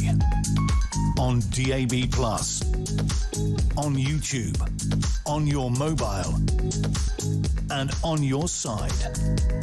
This is Talk. Thank you to Ian, who says, this afternoon and evening, you're proving you're no better than the mainstream media channels and proving that Nigel and reform are needed more than ever, says Ian in the New Forest. Ian, I'd be really interested why you think that. If you text in again, I'll ask the top team behind the glass to try to find a text from Ian in the New Forest. If you have more thoughts on that, I'd be interested to hear your reasoning for that. So please do text in again, Ian. I know we disagree, but that's okay. On my programmes, we disagree without being disagreeable. Phil says, you're a presenter and a person of interest to certain people. Would you be happy with Sky approaching members of your family while trying to get an interview with you? Of course I wouldn't be happy, Phil. I wouldn't, you know, my members of my family are absolutely not public figures in any way. I'm not even really a public figure, but if people wanted an interview with me and they knocked the door, I wouldn't be happy about that. The fact is, I'm not necessarily defending Sky News. Their contention is that this was an address where Nigel Farage was registered to vote. They were after an interview with him, and as Richard Tice said, they didn't actually speak to the daughter, but Nigel Farage clearly very, very annoyed about that. Penny says the worst thing all these politicians always say is, let me be clear. What they say is anything other than clear makes them sound instantly dodgy. I'm all for reform, but my heart sank when he said that. You seem against reform, Peter, but look at what Starmer and his wife have taken from Lord Ali and the Tories. The whole bunch are at it. Penny, I'm absolutely not against reform. All I am doing, and what is absolutely incumbent upon me to do, and every presenter on every station, is to ask exactly the same questions of Richard Tice as I would if Kemi Badenoch was in this mess, if Keir Starmer was in this mess as well. We are not Reform FM. We have to be a station that asks the tricky questions of everybody. And in fairness to Richard Tice, he answered all my questions. He gave me 10 minutes of his time, and I'm very grateful to him for doing that. Let's speak to Sam Parr now, who is an expert on electoral regulation and political corruption. Sam, I'm fascinated by all of this in general, but Ed Davey, the Liberal Democrat leader, suggesting that Parliament should block Nigel Farage's resignation, something that hasn't been done since the 1840s, until the Parliamentary Commissioner for Standards has concluded the inquiry. Is that something you think would be the right course of action? Surely that would absolutely play into Nigel Farage's idea that this is an establishment stitch-up. Yeah, I think, you know, there's a number of reactions that one can have to this, but suggesting that Parliament uses a measure that hasn't been used since 1830 is precisely as you say, probably not the right call anyway, and certainly not if you're trying to make a point that this isn't an issue with the establishment. I think actually the approach that the parties have taken is quite sensible, which is to say, look, we think that what you're doing here is trying to get in front of a decision made by the Parliamentary Commissioner for Standards. We might sit this by-election out, and indeed, if the Parliamentary Commissioner for Standards finds in a certain way, we will join in the next by-election if that's not awfully too complicated. I think the using Parliament as a mechanism to block him standing down is a step too far. Yeah, I think it was 1842 was the last time it happened. Certainly a very long time ago anyway. Sam, I wonder as well what the mechanism is here, because as I was saying to Richard Tice, all this will do, will it not, is just delay the Parliamentary Commissioner for Standards' inquiry, because they can simply pause it while there's a by-election on, then report or ask for more evidence or whatever, but the process continues, doesn't it? So why do you think Nigel Farage is doing this? And has this mechanism been used before? Because I remember David Davis resigning in 2008 about, I think it was about detention without trial. But on this specific issue, when it comes to a standards investigation, I don't think this has been used before. Can you remember it being used before? I was trying to think about this. I don't think I've particularly seen it used in this way. Of course, Boris Johnson resigned as an MP before the Privileges Committee and the Standards Commission made a finding, indeed as Prime Minister, as an MP. So that's somewhat similar, but not exactly. One thing that I think is somewhat analogous is, in fact, the way that Jeremy Corbyn responded to challenges, but from his own party, as it were, from the PLP. And what he would say is sort of fall back on the voters as the ultimate arbiter, as opposed to, not in this case, the Parliamentary Commissioner for Standards, but for the PLP. So actually, what we do see fairly often is people making a call to the public, although, you know, there's an open question about the extent to which Clacton is representative of the public, it's representative of Clacton. So that's quite common. But actually using this to almost get ahead of an investigation is incredibly rare. I can't think of an example. What do you make of Reform UK's offer to pay the roughly £250,000 that this would cost, saying that they have the finances to do that? Obviously, that's just never going to be accepted for something that's meant to be run impartially. But Richard Tice says, look, the establishment can't have it both ways. Well, I mean, one thing that we do know is they certainly do have the finances for it. This is part of the problem that they've got themselves into. But I think, yeah, they would, of course, offer to pay for it. In fact, I think Ed Davey was suggesting that they should pay for it. Yes, he was. Yeah. So it's not just Reform saying this. So I wouldn't even paint it necessarily as a Reform stunt, offering to do something that's obviously going to get tossed out. But I think, yeah, it would.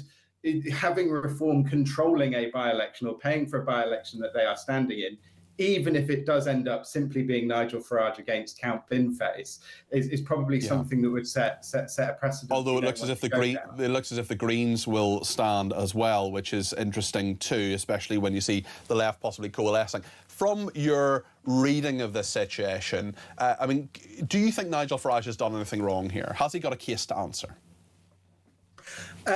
So my view of it is that I get quite concerned when any politician of any stripe, left or right, uses the oversight mechanisms that we have or tries to weaponize people against the oversight mechanisms that we have, particularly the press and independent oversight and standards bodies. These are things that are there to keep politicians in check. Although his argument, Sam, I'm not disagreeing with you on that point, Sam, but his argument is the press is biased, it's out to get him. His argument is the standards procedure isn't fair and it's out to get him too. So from Farage's perspective, he is simply fighting back in the way he knows best.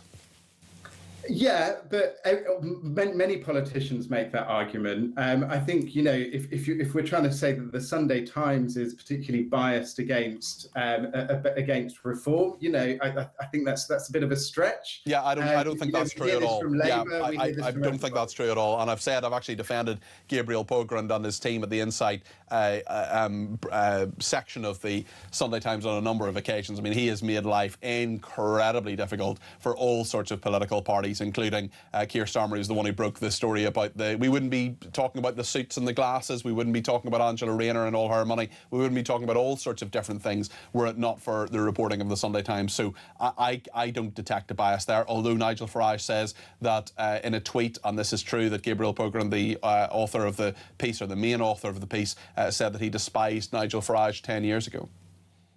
Yeah, I mean, my view of it, I think you're quite right, is that scrutiny follows success, right? So perhaps what we're seeing is that Reform are an increasingly successful party. To many people, they are even perhaps the government in waiting. What that means is that you are scrutinised to a higher degree. You can make that scrutiny much easier on yourself if you are very clear and open about various sources of income, for example, and where the money has come from.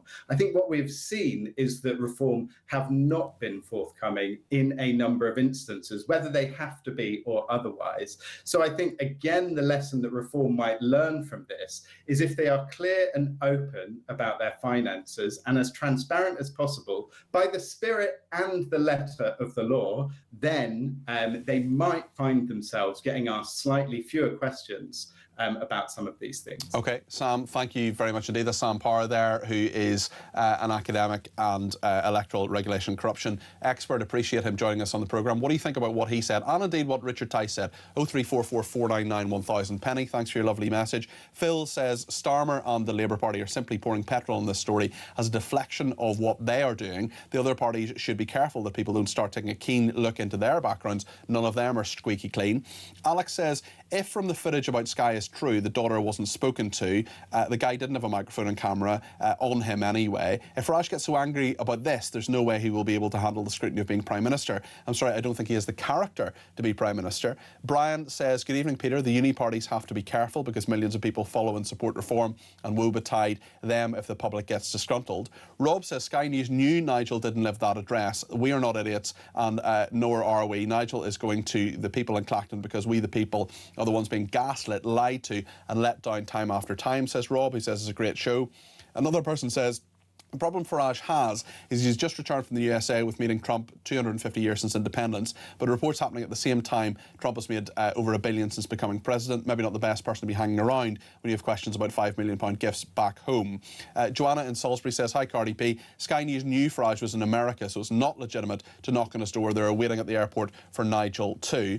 Paul in London says, did you purposefully have all your anti-reform guests on tonight? You clearly sounded like you were on their side. I'm very disappointed in you, Peter, says Paul in London. I'm not against Reform UK. I'm not for anybody or against anybody. I've told you before, I'm politically homeless. I used to work for the Conservatives. That's all a matter of public record. There are questions to answer here from Nigel Farage. There are questions to answer, definitely. Although this is a major political move that he has taken, and we're right to question that too. So whatever you think, let me know, and we will talk about it together. 0344 499 1000. We'll take some calls next. Stay with us.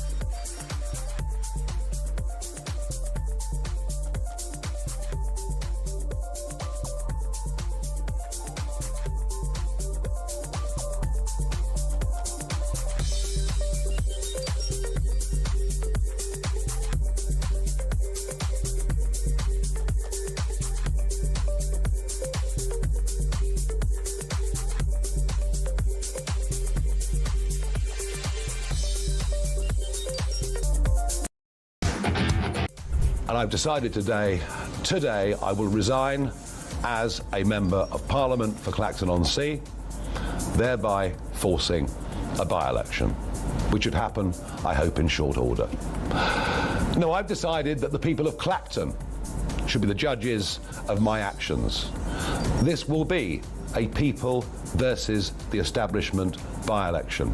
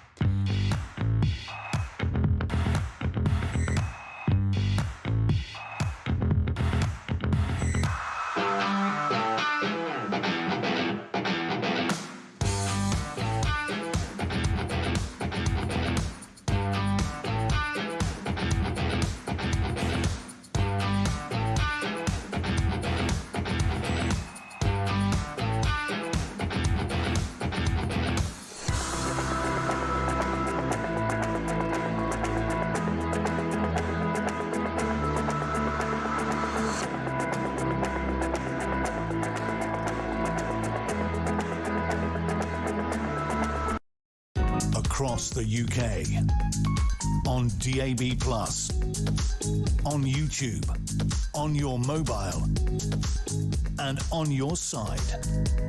This is Talk. Josie in Leicester has given me a ring on 0344 499 1000. Josie, you're very welcome to the programme. What do you make of this? Hi, Peter. How are you? You okay? Yeah, I'm all right, yeah. Yeah, so they are cowards, aren't they? Labour, Conservative, all of them. You know, they're all backed off now, haven't they? Did you enjoy Richard Tice's impression of a chicken clucking as much as I did? Because that was one of the highlights of my broadcasting career. Did you hear it? Yes, I did. It was brilliant. It was superb. It was a superb impression. It was very good. So, Josie, you think he's right? You think he's right that these other parties are cowards for not standing against Nigel Farage? Absolutely. lovely. The thing is, look, at the end of the day, right, the Conservatives, I mean, you know, Kemi Badenoch exactly showed the true colours. She's not going to ever come in. They've destroyed our country. Day by day, our country's dead. If you look at my town and city, it's awful, absolutely awful. And the thing is, I'm a reform voter, and I will stand by reform all the way until we fix this country. We have to fix it. What? You want to stay with open borders? Let everybody in. Come on in. Do you know, let me tell you one fact thing, Peter. Migrants that came in the 50s, 60s, 70s, they never had any of these handouts, never had any social housing, never had any NHS. They worked and worked until they could afford a house, just like everybody else. You're absolutely right, Josie. So those issues are clearly really important to you. Do you care about Nigel Farage's money, what he declared, when he declared it? I don't care how much money he gets given. The question here today, and for the real people, for the country, it is for the British citizens and the country. It is for our country.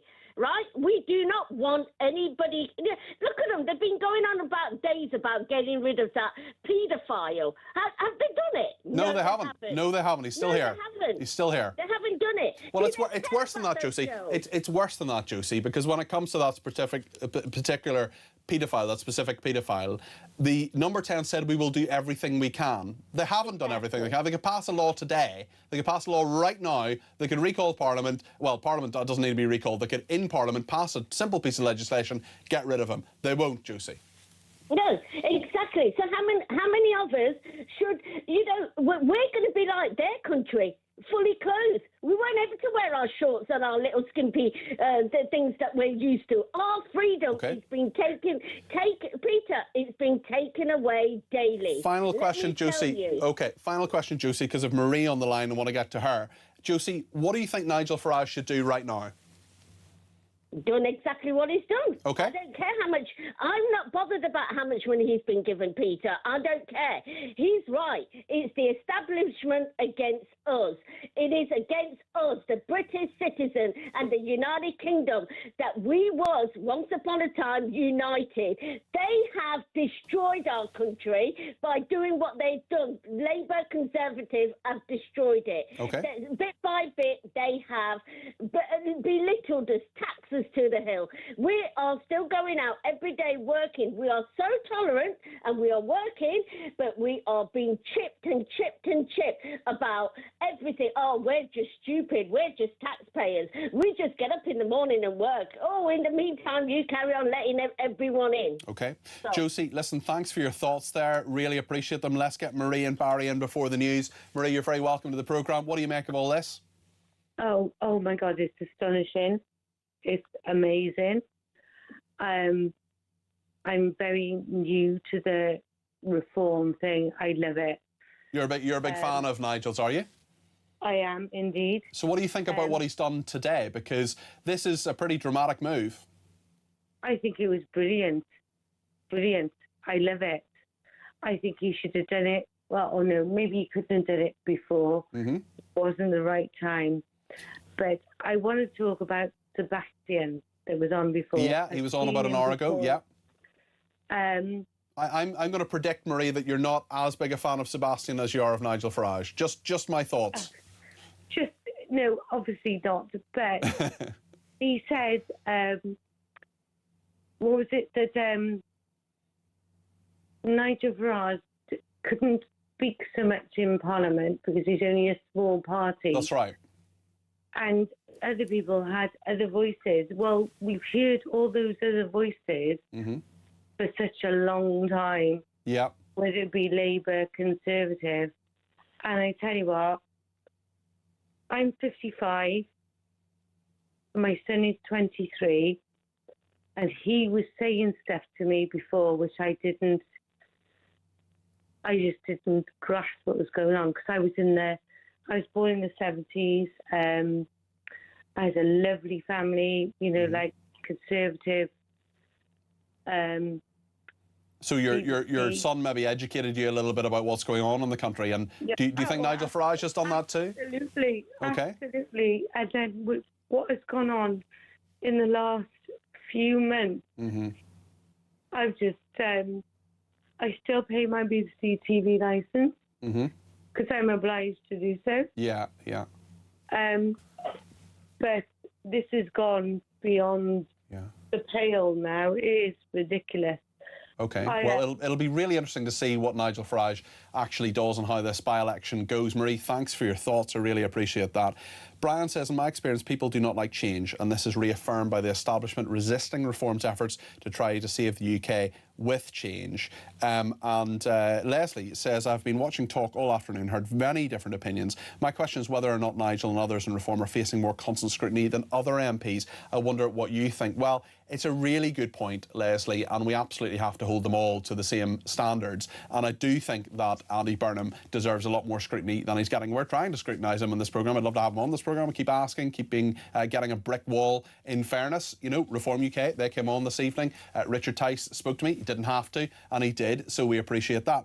Trev says, well done, Peter. Let's just debate politics today and not be Reform FM. Keep going. And Susan says, isn't it irrelevant that Nigel didn't live in the House? If he had, what right would Sky News have to just rock up and try to get an interview? Do you think Kemi or Starmer would find it acceptable if it was their house, says Susan? Well, listen, if someone who's in the news is in a house, I've knocked the door on many occasions, and if they say no, they say no. I'm not defending Sky News necessarily. It's a big row. I don't know the full truth of it all, but I do think if journalists want to speak to people, they have a right to knock a door to some extent anyway. Maybe you disagree with that, that's fine. We'll hear the views of Carl Turner in a minute. He's an independent MP who has been suspended from Labour. I wonder what he thinks about this. I wonder what you think about all of this as well. Plenty of time for calls in the next hour. 0344 499 1000. Stay with us here on Talk.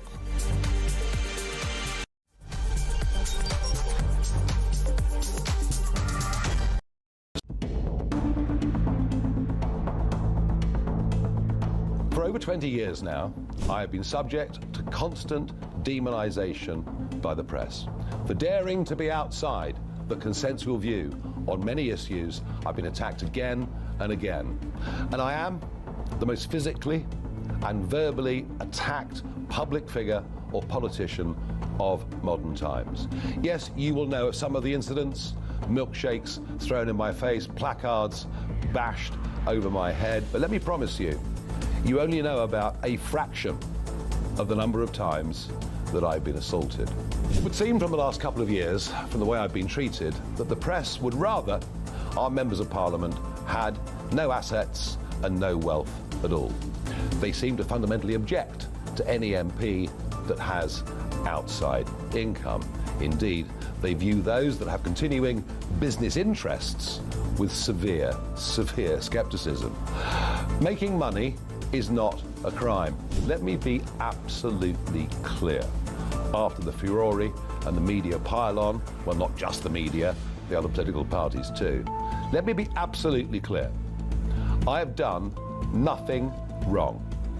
I have not broken the law in any way at all. I have not misused public money. And you know, for the first 2 years of being an MP, my personal MP expenses are zero. I thought about it hard, and I've decided today I will resign as a Member of Parliament for Clacton-on-Sea, thereby forcing a by-election, which should happen, I hope, in short order. No, I've decided that the people of Clacton should be the judges of my actions. This will be a people versus the establishment by-election. It's a chance to stick two fingers up. Across the UK, on DAB+, on YouTube, on your mobile, and on your side. This is Talk.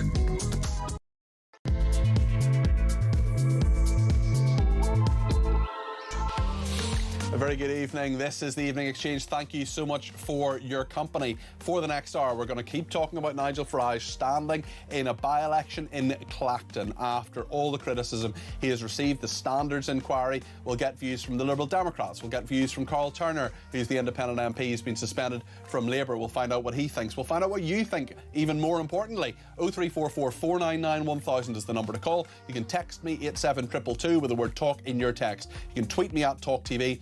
Follow follow me at Peter Cardwell. You can send me a WhatsApp voice note, you can send me a WhatsApp text message, or give me a ring, all on the main number, 0344 499 1000. I will take, as I do every 9 o'clock hour, as many calls as I possibly can between now and 10 o'clock when Petri Hoskin takes over. So do give me a shout. Whatever you think, if you think I'm totally wrong, if you think I'm totally right, if you think our guests are wrong or right, whatever your opinion, I want to hear it. 0344 499 1000. What about what Nigel Farage has done, what he does now, and his political future? Let me know your thoughts right here in the Evening Exchange on Talk.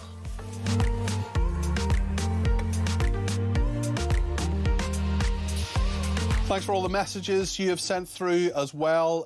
Some of them perhaps not wonderful to read necessarily. Some of them criticising all sorts of things. Maybe I'm woke, maybe I'm left-wing, maybe I'm fat. All those things are untrue apart from the fat one.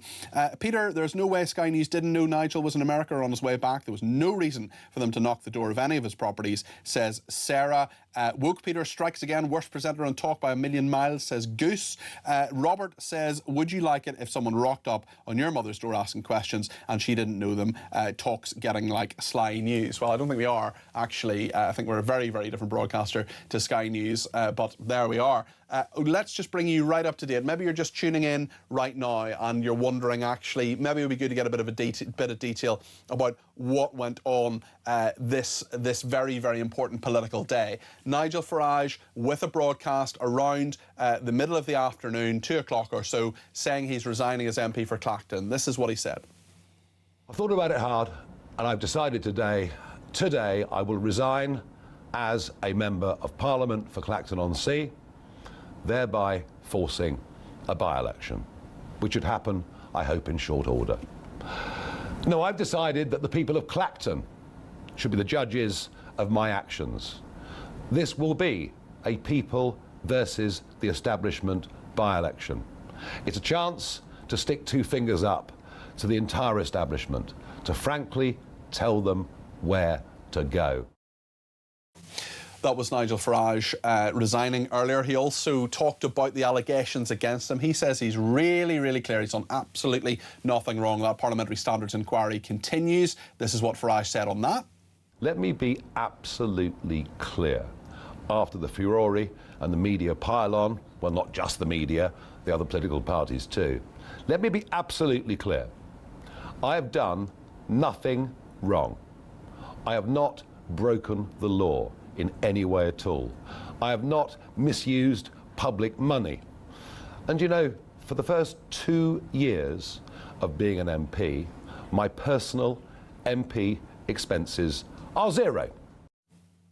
Well, Red Feathers has a very good tweet in the last half an hour or so on Twitter. I've just been looking through all the different tweets. And Red Feathers says, I do think there may be some confusion about those who don't really follow politics between criminal law and breaking parliamentary rules. This confusion suits some, of course. Well, even people who do follow politics as closely as I do get confused by parliamentary rules all the time. So Red Feathers is a very good point. But certainly there's absolutely no suggestion that Nigel Farage has done anything criminal. Now, there are people who are alleging that on Twitter and things like that, but none of his political opponents or any media organisation has said he's done anything criminal, because he hasn't.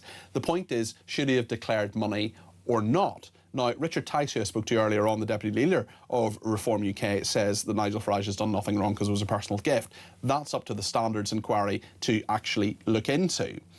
Nigel Farage clearly very annoyed about this. What led up to today was all sorts of allegations about Sky News coming to a home that is registered in his name where his daughter lives. A Sky News producer, reporter, asked him a question. I think this was Heathrow, certainly a London airport that he came back into from America. He was over celebrating the 4th of July celebrations. And this is what happened last night. Just listen and look at this and see how annoyed Nigel Farage is by all of this. It's a side you don't often see. Was it a mistake not to declare the gifts from George Cottrell, sir? You tell your bosses you harass my family anymore, and I'll take you to serious consequences. That's what your organisation has done this morning. Go away. Mistake not to declare the gifts, sir. Did you not hear me? You have broken all the rules, Leveson and everything else. Cut.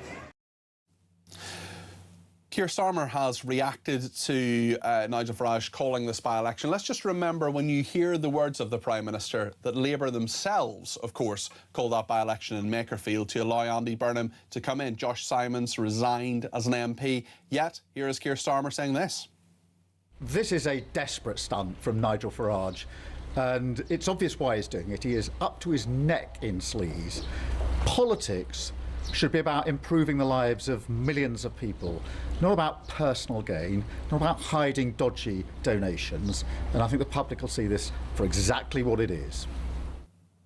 Phil has been in touch and says politicians keep saying Farage will need to get used to scrutiny of his family as someone who wants to run the country. No, I don't think so. I don't think your family should be scrutinised. Starmer, for example, who we heard from there, saying this was a desperate stunt, I don't think he's in any position to criticise when it comes to by-elections. Instead, I mean, we don't know the names, publicly anyway, of Starmer's children. They've never been photographed publicly. We had someone earlier on saying that his daughter is at the same school as his daughter. She doesn't say anything. She hears things. She doesn't repeat them because they're entitled to privacy. And I feel very strongly about this, actually, because politicians themselves, they're public figures. They get huge amounts of abuse. Other people on TV and stuff do as well. I've had a tiny bit myself. I've had a few death threats and things like that. Members of our family are not public figures. They haven't chosen this public life in the way that we have and MPs have and so on. So I actually really think that, Phil, you have a point there. You're touching on a good point there. And he also says Starmer is running the country poorly. He should provide details of his wife's coming and going along with the rest of the front bench. I disagree with that point, Phil, I must say. Emma says it's unfortunate you were once a Tory, Peter. However, I forgive you for this. And she's written nice things on there, which I better not read out, otherwise my head will explode. Let's see what Kemi Badenoch thinks of what Nigel Farage has done today. Nigel Farage is having a hissy fit because the first time he's actually having to deal with some real scrutiny. What he needs to do is be honest about where his fishy £5 million came from, rather than calling a fake by-election to run away from a standards investigation. We will be standing a candidate in the real by-election because no one is above Parliament. Parliament is bigger than all of us. We all have to follow the same rules. We all have to register our interests. What this by-election is a gimmick. This is him wanting to make everything about himself rather than his offer to the country at a time when we have a defence crisis, a retiring Prime Minister, so much change and turbulence. Conservative Party is the only party that's actually focused on the issues that matter to people. Very interesting from Nick, who says, Kemi also talks a lot of sense, but her actions in the past tell me it is just words with her. So lots to discuss on all of that. Let's speak to Carl Turner, MP, who is an independent MP for Kingston upon Hull East, suspended from the Labour Party at the moment. Carl, what do you make of what Nigel Farage has done today, and why do you think he's done it? Well, look, I think it's a political stunt, Peter, to be honest with you, and I think he was trying to get ahead of the Commissioner for Standards inquiry. That's not going to happen, of course, because the rules as they are applied mean that that inquiry will be suspended until Farage is re-elected. He's bound to be. I think he would have been in any event, even if all of the political parties had have stood candidates. He would have won convincingly. I have no doubt about that, in my view.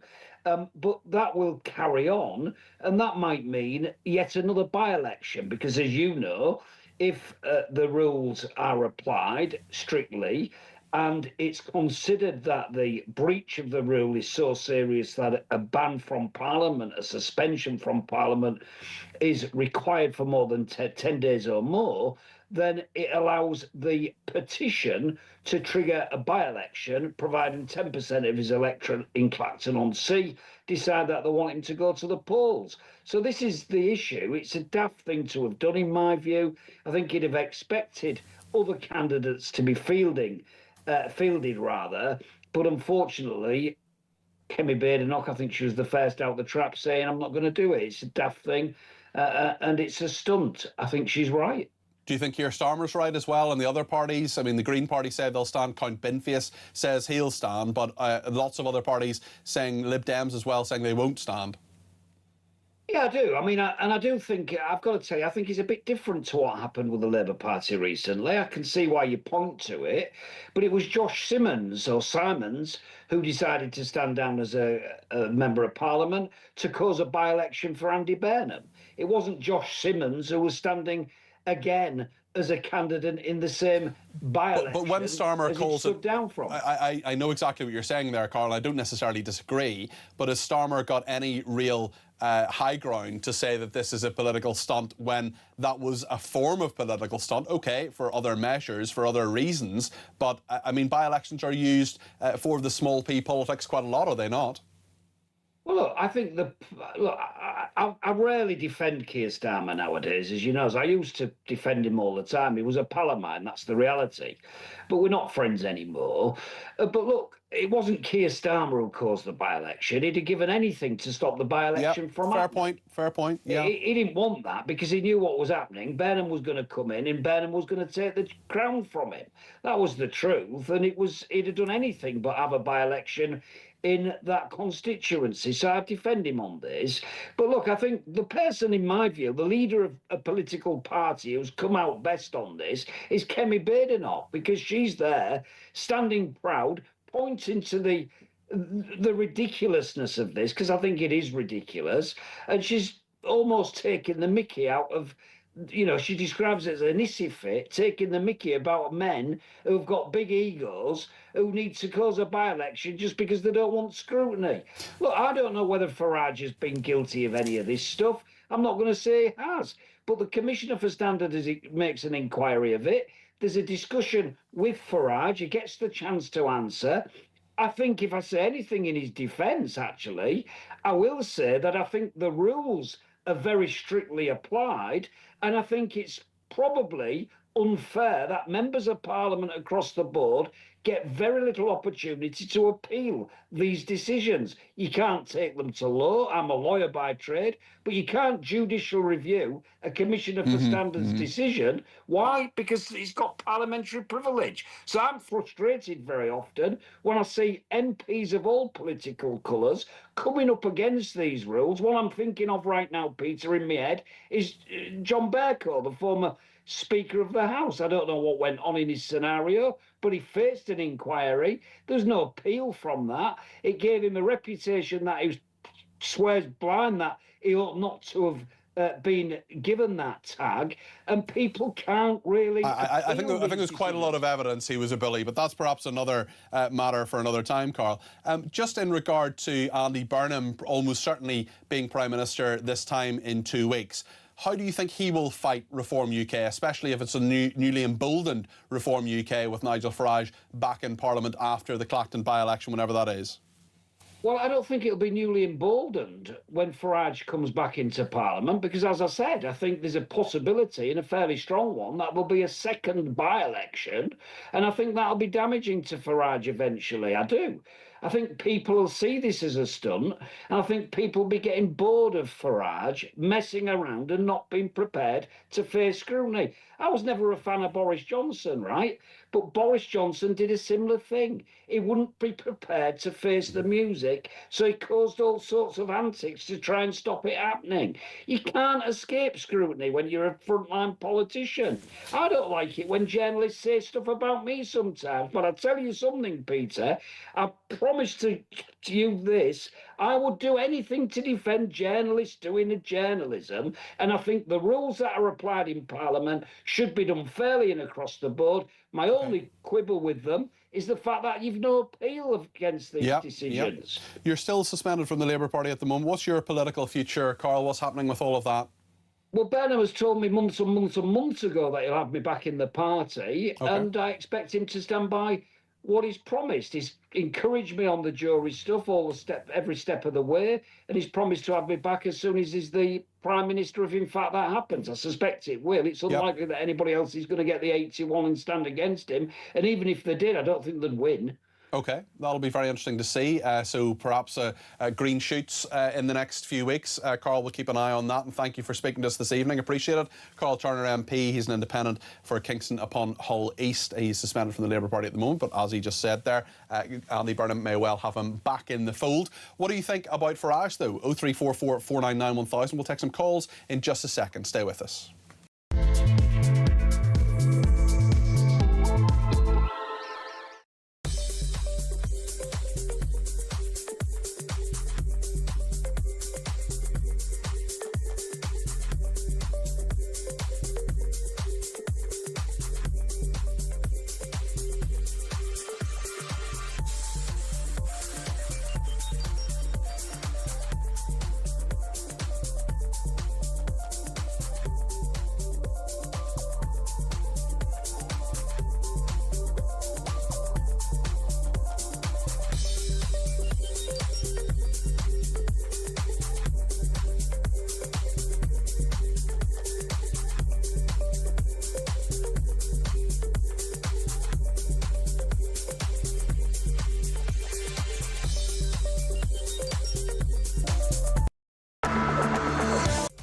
And I've decided today I will resign as a Member of Parliament for Clacton-on-Sea, thereby forcing a by-election, which would happen, I hope, in short order.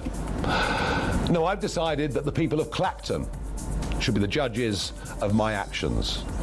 This will be a people versus the establishment by-election.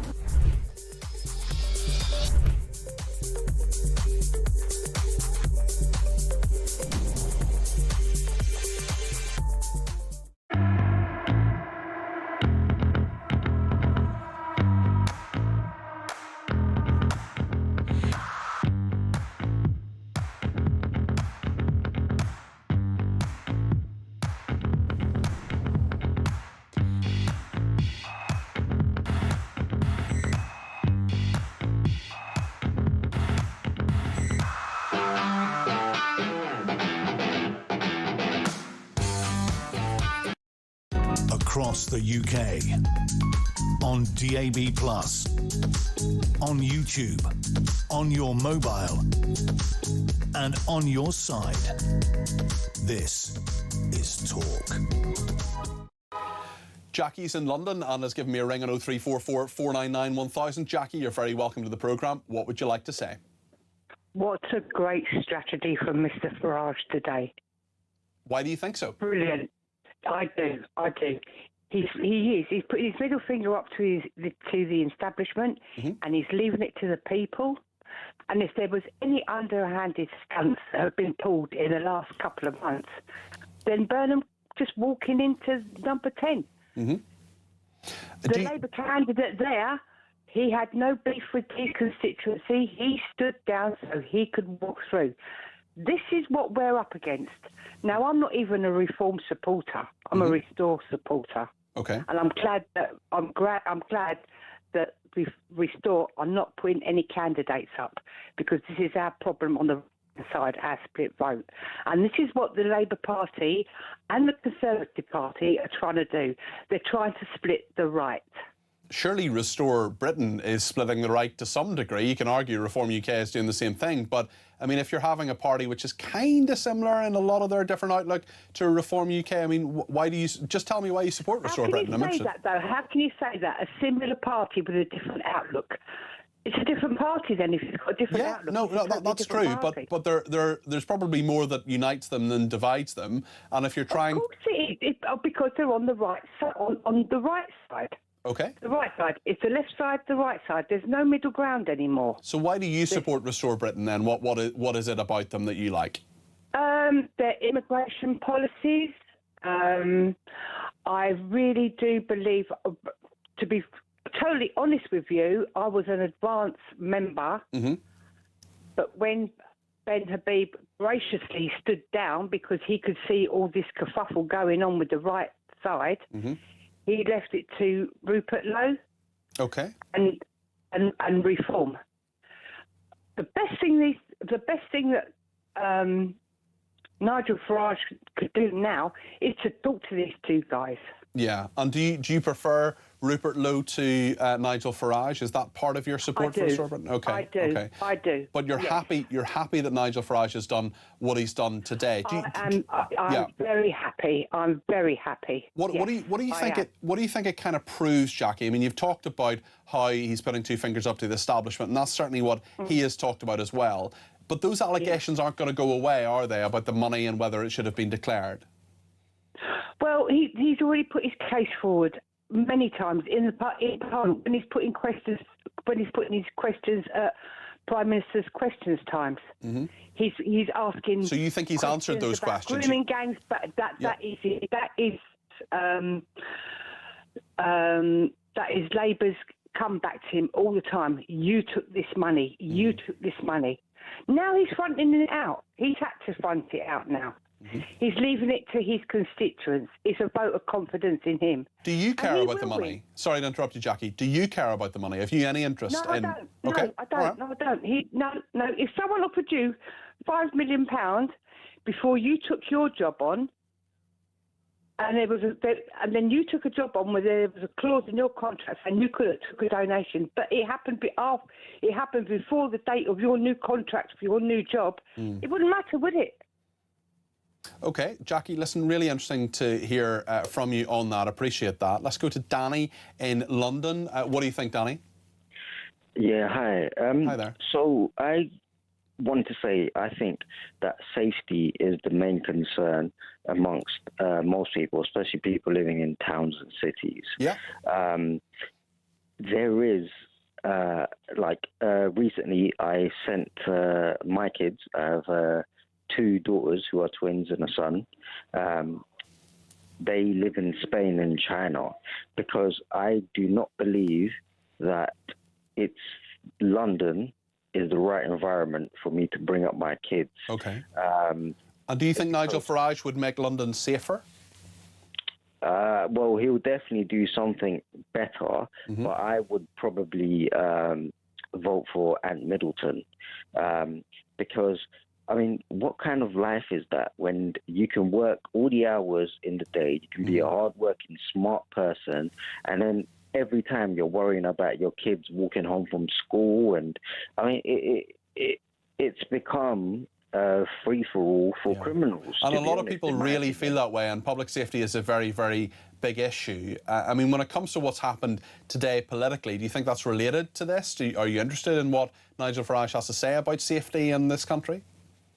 In all honesty, it's different from like watching Muhammad Ali box and going into the ring and getting punched in the face. It's 2 different whole things, but we do need radical change. And in all honesty, I believe Ant Middleton will do the best if he becomes mayor of London. I mean, Sadiq Khan is, he couldn't punch himself at a wet paper towel, and he's telling us London is safe. Whereas if you really check the statistics, it's really not. Okay. And if you don't, like, for example, if you don't take statistics like Sadiq Khan tried to avoid when Susan Hall was pressing him, then that doesn't mean it doesn't exist. That just means you're not telling the public the truth. It's a very good point, Danny. No, it's a very good point, and thank you for it. Let's speak to Charles in Hemel Hempstead, who has some thoughts on the political matters of the day. Charles, you're very welcome to the programme. What would you like to say? I'd just like to say that I believe in 100% in democracy. Yeah, I'm not right-wing, I'm not left-wing. I want democracy, what the majority want. And what I'm saying is that every MP that swears an oath or a councillor, they never follow democracy, the majority of the constituents. When they swear an oath to serve the constituents, that's the majority, not the minority. It's about time. Well, they actually swear an oath of allegiance to the king, but certainly they're meant to be the representative of their constituents, as you correctly say. Yeah, exactly. And you've seen the MPs on the MPs expensive years ago. You've seen every law that we passed, the police have abused, the harassment law. I've seen people who campaign against police being prosecuted for harassment. Yeah, the laws are being, the breach of the peace law, I've seen abuse. I'm a campaigner, I've done Hillsborough. I'm a specialist in criminal misconduct. But we've never had one prosecution of a councillor or MP in the country for democracy. And we certainly have had problems with and prosecutions for misconduct in public office. But I'm interested in the main story of the day, Charles. No. We've never had a prosecution of an MP for lying, for misconduct in public office. Never. We've had many. Harvey Bowden, it was a council worker. Okay. We've certainly had MPs gone. Okay, Charles. Harvey Wyatt, 1700 was. We've certainly had MPs going to prison because of the expenses scandal. Anyway, to bring it back to on the take. If they're on the take, yes, but not for simply lying. Okay. Speaking of, I mean, what I'm saying is we need that. We need to get the MPs under control so they don't dictate to the people, whether they be Labour or Conservative, they don't dictate their own policies. Okay, Charles, are you honestly do what the public want? Are you honestly suggesting there should be a criminal sanction? Hold, just let me ask this question, please, Charles. Are you honestly suggesting there should be a criminal sanction for MPs for lying? Yes. There should be. How would you possibly implement that? There is nobody. The CPS will not prosecute for MPs lying. How would it work? How would it work? Well, but how would it work? Yeah. You'd have to get up an independent body like myself, someone who listen. When Boris was prosecuted, tried to prosecute him for misfeasance, that was correct because you can't prosecute someone for a may have been. They have to you actually prove that they actually lied. Okay. Yeah. Okay. And that's why the charges were dropped. Okay. You with me? Because they couldn't prove the actual figure. I think it's very difficult to. I mean, people lie all the time. Hold up 2 seconds. Let me just finish here. When you see MPs, for example, on Brexit that voted against their own constituents, and it was noted, then you've got a case. You've got that case. Well, just because an MP has an opinion different from their constituents, I mean, the constituents are. That's it. But no, I'm sorry. You're a bad journalist because the MPs are there to represent the public, not their own view. They're there to represent their own view in their best judgment of what they think for their constituency. And if they're not sure, they should go and campaign in their area and find out. They listen to constituents all the time. You heard them saying, "Well, my constituents have got a different view, but I'm voting this way." And the constituents got to vote in the referendum in that. I'm not sure how that makes them a bad MP or indeed me a bad journalist, but you're entitled to your opinion. Charles, thank you. Charles from Hemel Hempstead there. Anne in Archway says, I'm sad hearing uninformed audience members criticise your interaction as partial. Maybe do again a section where you explain your role. Anne, thank you. Dave in London says, good evening, Peter. On Nigel Farage, what happens if Nigel doesn't face a ban from Parliament by the inquiry? I do find it strange that the inquiry are all going to be Labour and Conservatives, so I do think it will be extremely one-sided, says Dave. Well, certainly there's a committee that looks into that on standards and privileges, and certainly when Boris Johnson was looked into, Harriet Harman was the chairwoman of that particular inquiry. It'll be very, very interesting to see what happens to Nigel Farage. He may not be banned, or if he was banned for 9 days, for example, that wouldn't mean any second by-election. It's all very, very curious and really, really complex. We'll hear what the Liberal Democrats think in a second. Christine Jardine is standing by and will join us in just a minute. I also want to hear from you between now and 10 o'clock. I'll take as many calls as I can, as I always do. 0344 499 1000. We'll have a chat with Petri as well, so stay with us.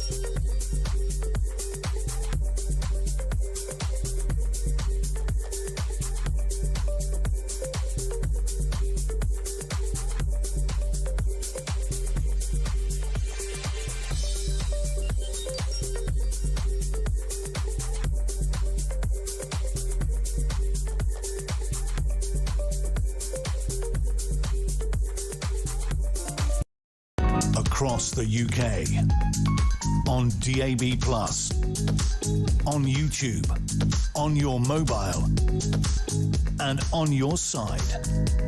This is Talk. Thank you to everybody who has been in touch, and we will take more of your calls, texts, tweets and voice notes between now and 10 o'clock. You've got 28 minutes to get your call in, 0344 499 1000. I want to speak to Christine Jardine now, who is a Liberal Democrat MP for Edinburgh West. Christine, you're very welcome to the programme. You're still in the office. I am, sadly, in this heat, but no rest for the wicked. Indeed, and Nigel Farage is feeling the heat at the moment. What do you make of what happened today?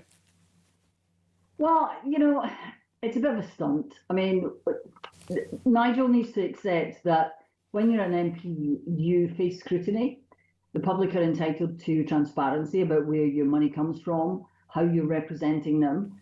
And I think he would have been much better just to say, I will let the Standards Committee look at this. And if he hasn't done anything wrong, then he'll be cleared.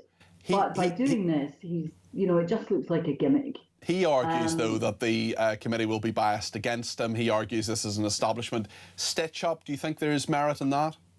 No, we all have to, the committee judges us all, and we all have to accept that we are judged by our peers in this. Have we behaved properly? Have we behaved ethically? Have, you know, where is the money coming from that we have, and are we spending it, you know, in the best interests of, you know, our constituents, or are we using it to, you know, in some cases, some people could be accused of using it to lobby on behalf of companies and taking payments.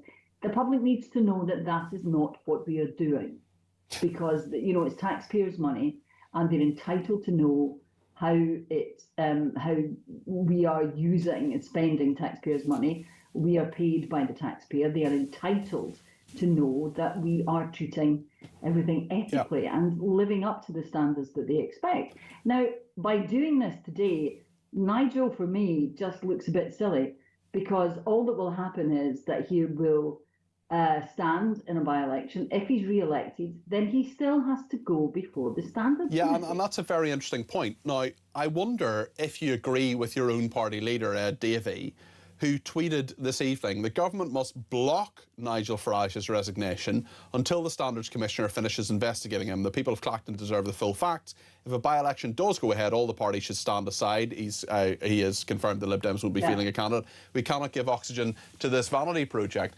I mean, he appears to be suggesting that something that hasn't happened since 1842 would occur, in that the government of the day would prevent Nigel Farage from resigning. Do you agree with that? It's a possibility. It would mean that the people of Clacton could be spared potentially 2 by-elections. But do you agree with it? Do you agree with it? I agree that we shouldn't stand against him. We should just let him have his. But do you agree that he should be blocked? You're not answering the question, Christine. But that's not actually what he's saying. He's saying the government could do it, and I agree. He's saying the government must. Christine, he's saying the government must block Nigel Farage's resignation until the Standards Commissioner finishes investigating him. Well, I think the people of Clacton do deserve to know before they are asked to vote exactly what has gone on and whether Nigel Farage. So should he be blocked? Has in fact done something which is unacceptable in terms of the standards to which we expect our members of Parliament to live. And if there is a possibility of doing that, of having the inquiry completed before a by-election, then yes, I think the government should do it. I think it's important that the people of Clacton know exactly what not just Mr Farage, but any candidate coming before them stands for, and what their behaviour is like, and what they're entitled to expect from their MP they are in fact getting. So yes or no, do you agree with Ed Davey? Yes. You do agree? Yes. So I mean, this hasn't been used since 1842. Is that not, won't that just play into Nigel Farage's hands and say, another establishment stitch-up? I think Nigel Farage, you know, I find it so funny that Nigel Farage is going on about the establishment and this and the establishment that. And this is a man who took a £5 million donation. That to me is a very... Well, what's that got to do with the establishment? That to me is the very definition of being part of the establishment. Be a businessman who takes a massive donation. That is being part of the establishment. Nigel wants it both ways.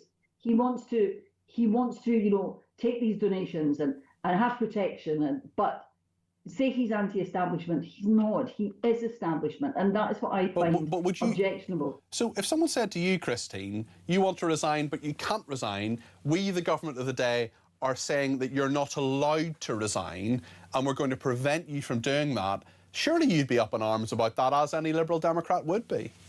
Well, I would hope that I wouldn't get myself into the position. I expect you wouldn't, but nonetheless, it should be your decision. I would hope that I wouldn't get myself into the position where the Standards Committee was looking at my behaviour and that I was facing an inquiry and potential suspension. And at that point, if I was saying to the constituents of Edinburgh West, well, I think we'll go to the expense of 1 by-election and then I'll come back if I'm re-elected, and there'll be a Standards Committee inquiry, and there might be another by-election.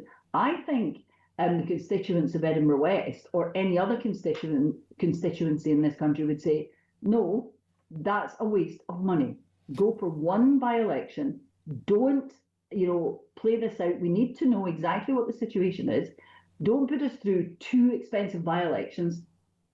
Wait until we know the outcome of the committee and then do it. But if the Labour government said, you, Christine Jardine, are unable to withdraw your Labour, you don't have that right because we say so, you'd support that. I find that really curious. I think a lot of our viewers and listeners find that quite hard to... It's not withdrawing your Labour. It's resigning. That's a different thing entirely. It's resigning and putting people through a by-election. You're not saying, you know what, I'm going to step down. It's, I'm going to step down and there will be a by-election in which I will stand again. If Nigel Farage had said, I'm going to step down in the best interest of the people of Clacton, no one would object. But he's not saying that. He's saying, I'm going to step down and have a by-election and then hopefully come back and go through the same process again. So that, to me, why would we do it twice? Why not just let the situation play out, find out whether or not he could be cleared? Yeah, that is also possible. He could be cleared. Okay. So why is he not waiting, letting it play out, and then if he feels that he has to resign, or if it's decided that he'll be suspended and then there's a by-election, then you have a by-election. And at that point, Christine, would you be happy with the Liberal Democrats fielding a candidate? You think they're right not to in this by-election that will happen? Oh, in this by-election, I think they're right not. We are right not to field a candidate, and I would hope that none of the parties would. But why is that? Why do you believe that? Well, I feel that the whole thing is a gimmick, and it's all about Nigel Farage's grievance strategy and narrative, and he wants to say, "Oh, look how bad Parliament is being." But surely he gets a megaphone to do that if you don't stand against him. Surely, if he's basically unopposed, maybe by the Green Party, it looks as if they're going to stand and count Binface and maybe a couple of others. Surely he gets a megaphone to say that because he's not being challenged by a Liberal Democrat candidate and other candidates for other parties either. I don't think we want to give him the oxygen of publicity. He's going to get it anyway. Against him. Just, it's like a childish temper tantrum. And with childish temper tantrums, you don't react. And I think in this situation, it's a gimmick to try and get some attention. It's also a gimmick to try and deflect from the fact that the Labour Party is about to have a new leader, we're going to have a new Prime Minister, and Nigel wants the attention to be on him. And I think that that's not something that we should play to. We should take a grown-up approach, which is fine, if you're going to resign, but we're not taking part in the gimmick and the stunt. Christine, thank you. Christine Jardine there, Liberal Democrat MP for Edinburgh West. Sue says, priceless, Peter, a Lib Dem accusing Farage of staging a stunt, a gimmick, and he's silly. Jardine should know about that with Ed Davey as her boss, says Sue's. Jay in Italy says, we live here in Italy. We moved here long before Brexit. I'm sick and tired of your programme, day after day, sticking it to Nigel. You've become boring. I would vote for him, but not allowed. You're putting people off. Leave Reform alone. Well, Reform decided to come on the programme this evening because they wanted to have a chat with us, and thanks for your message, but I mean, we're going to continue to cover the news because that's what we do. Penny says all politicians should serve 2 terms, 1 in office, 1 in prison. Aubrey from Upminster says, talking of sleaze, why did Josh Simons forego 3 years' worth of MP's salary in order to let Burnham in, and what is he expecting in return? A peerage, a cabinet position, a Quango chairmanship? Watch this space. Well, really interesting you mentioned that, Aubrey. The speculation, not confirmed, the speculation is that Josh Simons will be head of the policy unit at Number 10, a special advisor, and a very powerful one at that, to Andy Burnham, shaping his policy agenda. So that appears to be what has happened so far anyway. We'll see if there's more to it, and I would suspect that he may well get a peerage as well. Josh Simons, as far as I'm concerned, someone who at Labour Together has many questions to answer when he ran that organisation, and I don't think he is ethically pure either. Loads to discuss, and we'll take more of your calls. 0344 499 1000. Stay with us here on Talk.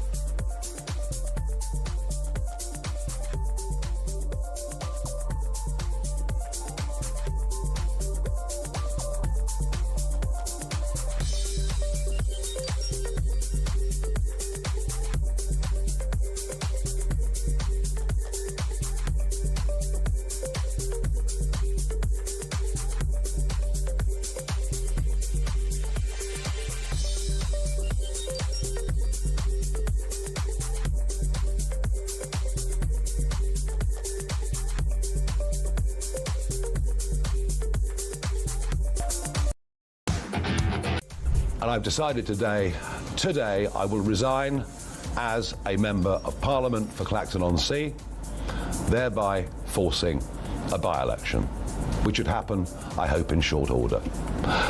No, I've decided that the people of Clacton should be the judges of my actions. This will be a people versus the establishment by-election.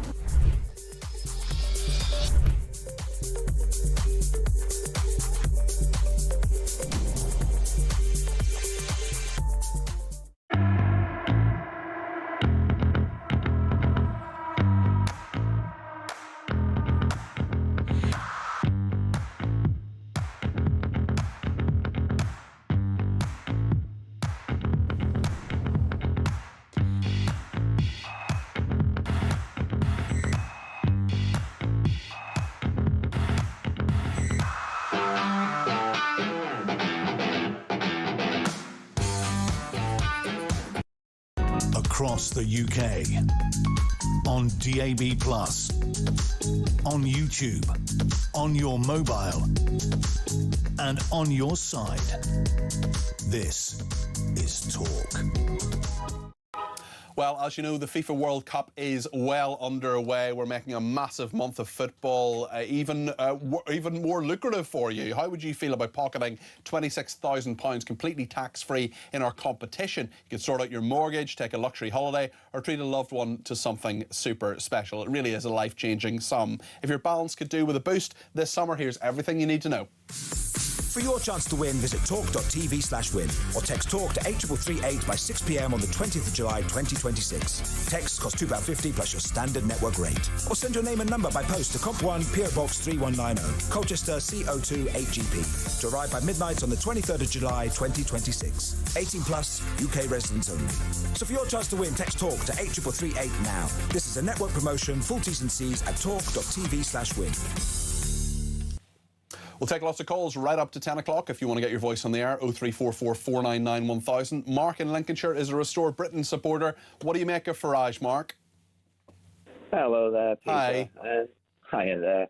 Yeah, it's just a clown show, all this. I mean, it's so atypical of reform, to be honest with you. I mean, talk about unserious for government. Bloody hell. Isn't he sticking it to the establishment, Mark? Don't be stupid.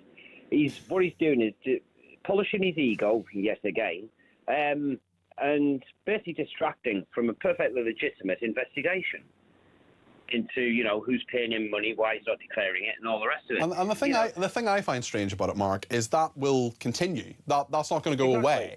That's not going to change. That is still going to be an investigation that goes on into Nigel Farage, begging the question, why are you doing this? Exactly. You know, how much does he care for the constituents of Clacton?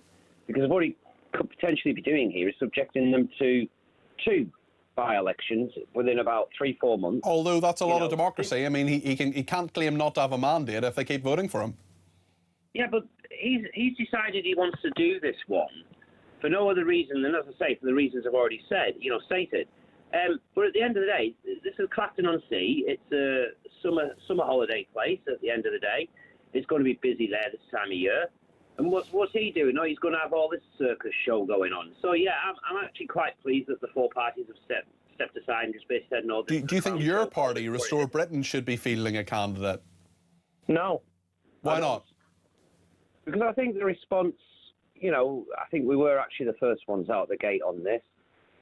Yes, we'll stand a candidate in Clacton, but not for this clown show of a by-election. Okay. Because this is Nigel Farage doing it all on his terms, to get, as he says, a mandate, which it doesn't give him anyway. It's ridiculous. As you said, it doesn't make the investigation go away. That's still going to apply, so it doesn't prove anything other than just Nigel Farage being Nigel Farage yet again. I just don't see the point of it. And to be quite honest with you, having read one candidate that is standing, reading his tweet, just makes perfect sense. And I say, go for it, mate, because, Labour, Tories, Lib Dems and Greens, I demand you stand down in Clacton. I will be a unity candidate and pledge to build at least one affordable house. Who's saying that? Count Binface? Yes, he says, Okay. He wants the people versus the establishment, so be it. Leave him to me. Wow. So I say go for it, Binface. To be quite frank with you, the clown show that reform is these days, you know, it wouldn't make much difference. And to be quite honest, I'd sooner see Binface in Parliament than Farage anyway. I once voted for Count Binface, actually. You had 2 votes in the London mayoral election, and one of mine went to Count Binface. Mark, thanks for your points. Ernie says he hears that saying again by left-wing politicians, it's a gimmick, just like what they said about Rwanda. Yet everyone in Europe now wants a Rwanda-type gimmick, says Ernie. Paul in Solihull says, just listen to that sanctimonious person, Christine Jardine. The donkey Democrats and the Uni Party singing from the same hymn sheet says it all to me, says Paul. Alex says it's been interesting to see the lack of tolerance in people's minds, everyone hanging around in their echo chambers. But if you're in another echo chamber, you just completely ignore or refuse to listen to other views. Talk has been kind to reform, and the abuse Peter is getting is wrong and sad. Thank you, Alex. I appreciate that. But listen, people are free to abuse me if they want to. I believe in free speech. And thank you. He says, I'm glad talk has ruffled some feathers because it's been very illuminating, says Alex. David says, great show as always. Do people actually listen to you? Some of these messages have me shaking my head so much it may fall off. You hold everyone to account. So thank you, David in New Cross. Do you know there's a scandal actually in New Cross? It's a place of South East London, and there was quite a big scandal on one occasion, and they called it New Cross Gate. Let's speak to Miranda in Cumbria. 0344 499 1000. Farage is on your mind too, Miranda. What would you like to say? It was basically, I just feel like the mainstream media and the opposition politicians have actually caused this situation in the end. What did they expect him to do? I mean, the Times reporter openly admitted that he despised Nigel Farage. So obviously he's going to go for him. Why haven't they gone for people like Starmer? But they have. So that particular person, yes, Gabriel. But hold on, Miranda. That particular reporter for the Sunday Times, Gabriel Pogrund, he was the one who broke the story about the glasses and the suits. He was the one who made life difficult for Josh Simons. He was the one who made life difficult for Angela Rayner. I mean, he's attacked lots of people through his journalism. That's what investigative reporters do. That is correct. However, they all remained in position. That's not his fault. That's not his fault. No, it isn't. But then you have a situation whereby you've got how many people on the Standards Committee? That should be. You've got Labour and you've got the Tories, and you might have a Liberal Democrat there. So obviously, any decision they make will be biased. You can't see it any other way. Although, I mean, Reform UK only have 8 MPs. Are you suggesting they should have more? They should have more than one, or people on that particular committee? I mean, that's supposedly a fair thing. That's just it, though. It shouldn't be a situation where you have to have a member. It should be a group of people, almost like a jury, where you make that decision. Should it be independent, do you think, of Parliament? I mean, there's the Parliamentary Commissioner for Standards who's looking into this. It absolutely should be independent of Parliament. It has been a witch hunt against Nigel Farage, and the only people at the moment who look like they're having hissing fits, as Kemi Badenoch said, all the rest of the politicians. They're going absolutely bonkers. It's just mental. And there's been no scrutiny over Andy Burnham and his wife and the contracts that he's given out. There's been, and I just find it has been deplorable. He mentioned about his daughter being doorstepped by reporters. Obviously, they've denied it. But nobody's actually, not one of the politicians had any empathy for that whatsoever. And I find that despicable, really. I really do. Although I spoke to Richard Tice earlier on, he said Sky News didn't actually speak to the daughter, but clearly the point stands from Reform UK's point of view. Miranda, can I just ask you, I mean, wouldn't it just be all a bit easier if Nigel Farage said, look, I received this money, I should have declared it, I didn't, I'm sorry, let's get on with it? I don't know, because there seems to be such vitriol against him at the moment. Whatever he says, he can't do anything right, and essentially they want shot of him, and it's insulting for the rest of the population in this country that these politicians actually think that we're so stupid we can't see what they're doing. It's unbelievable. Miranda, thank you very much indeed. Appreciate that. Louise is in Kent and has some thoughts too. Louise, you're very welcome to the programme. What would you like to say? Oh, hi, Peter. Yes, my particular thought about this. Do you know what makes me feel really uncomfortable, Peter? The way they're using constituencies to deal with their own rubbish. Okay. So we had Makerfield, choose the new Prime Minister. Yeah. and put them on the stall for the whole country, when he might bring in all sorts of different things that weren't in the actual, manifesto. Yeah. Now we've got Farage standing up there saying, well, this is the people against the establishment. I'm sorry, not for me it's not. Okay. And wouldn't I laugh like a drain if Count Binface gets in? If everybody else decides, well, let Farage get on with it, we're not putting in for this one, because if there's another one, if he gets in by default because nobody else stands, then, I can understand why they don't want to join in now. And what makes me really cross about this, I mean, this is the first major time that he's had scrutiny, and in this sense of money, etc. Yeah. But also, it was a bona fide reporting, as far as I can understand it. He stood up there and said, well, I've done nothing illegal or anything else. We know he hasn't. But the whole point of parliamentary standards is it's holding, they say that some of this stuff you need to declare within the spirit of what it is, not because it's wrong or anything, but and if he's not got anything to hide, then actually he should be as open and honest as he can be, because that would bring more respect. That would bring, I don't care how much he's got, but if he's honest about it. But he's been decidedly shirty over the last few days. But I also disagree with what Salma said, because we don't know if anything's shady at all. And the fact that Posh George had a criminal conviction, well, so what? Yep. He's spent it, it's gone, he's allowed to move on.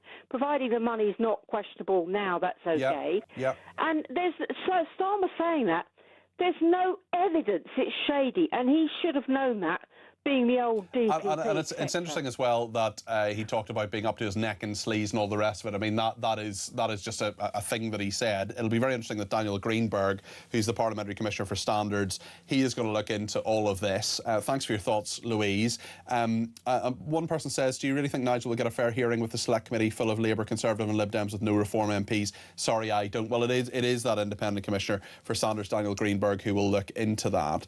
Mark in Norfolk says, look how brave Restore Labour and the Tories are now. Why wouldn't they stand? It is pure cowardice, says Mark in Norfolk. Lenny in Liverpool is our final caller of the evening before I have a quick chat with Petri Hoskin, who's coming up between 10 and 1. Also, if you want to, obviously stick with Petri, but I will be doing a paper review of the front pages. They're coming in right now on Times Radio between 10:30 and 11 o'clock this evening. So do join me for that if you can on Carol Walker's programme. Lenny, what would you like to say? You have the final word this evening. Thank you. I don't understand the timeline here. Sky News said that they went to speak to Nigel's address where he was registered to speak to him. Now, when Nigel got off the plane at the airport, a Sky News reporter was there. Well, I don't get that. If they knew, I knew that he was in America. Yeah. I didn't know what time he was coming back, but they knew he was in America and coming home. So they went. So obviously they've been to the house before he arrived. Yeah, it doesn't quite stack up. I think there's a lot more to come out about all of that, and there's definitely a war of words about it. You're right to raise that, Lenny. Thank you. Sorry, I don't mean to cut you off, but I just want to have a quick chat with Petri Hoskin about what's coming up on her programme. Big story today. One big story, Petri. Are you covering just that or other stuff too? We are. Well, I'm covering NATO as well. Yes, of course. But because that is another big story. But yeah, we're looking at Farage. Is it action or distraction? That's the big question at the moment. And there's so many questions about this. There's so many unanswered. I mean, how can you say that the people of Clacton are going to decide on whether he was right or wrong on his, on his declarations? But anyway, look, we're going to be talking about that. That will also be the talkback hour as well. So if anybody wants to chat to me, whether they think he's done the brave thing, the right thing to do this, it's going to be really interesting if nobody stands against him, though. Yeah. That's going to be embarrassing. Bin-face versus Farage. Bin-face. Maybe a Green Party too. They look as if they're going to stand. They might do, yeah, but you know, it would just be fascinating to see how that goes without the distraction of other parties, without other votes splitting the vote, just to see exactly what happens. And like I said, we're going to be chatting about NATO as well, because Donald Trump has started going on about Greenland again and how that should be part of America. So a lot to talk about there as well. Certainly, Petrie's here between 10 and 1, just after the news. And just on NATO, we're hoping to speak to Mark Francois, the Shadow Defence Minister, tomorrow in the studio. So that should hopefully be part of my programme tomorrow night between 7 and 10. I would imagine there'll be a lot more about Farage as well as people react to all of that. Another parish notice in that I will be on PMQs tomorrow. Julia Hartley-Brewer is obviously on between 10 a.m. and 1 p.m. and at 12 o'clock tomorrow, Keir Starmer won't be answering questions in Parliament. Instead, it'll be Mastermind himself, David Lammy, who will be answering those questions. We're not sure against who from the Conservative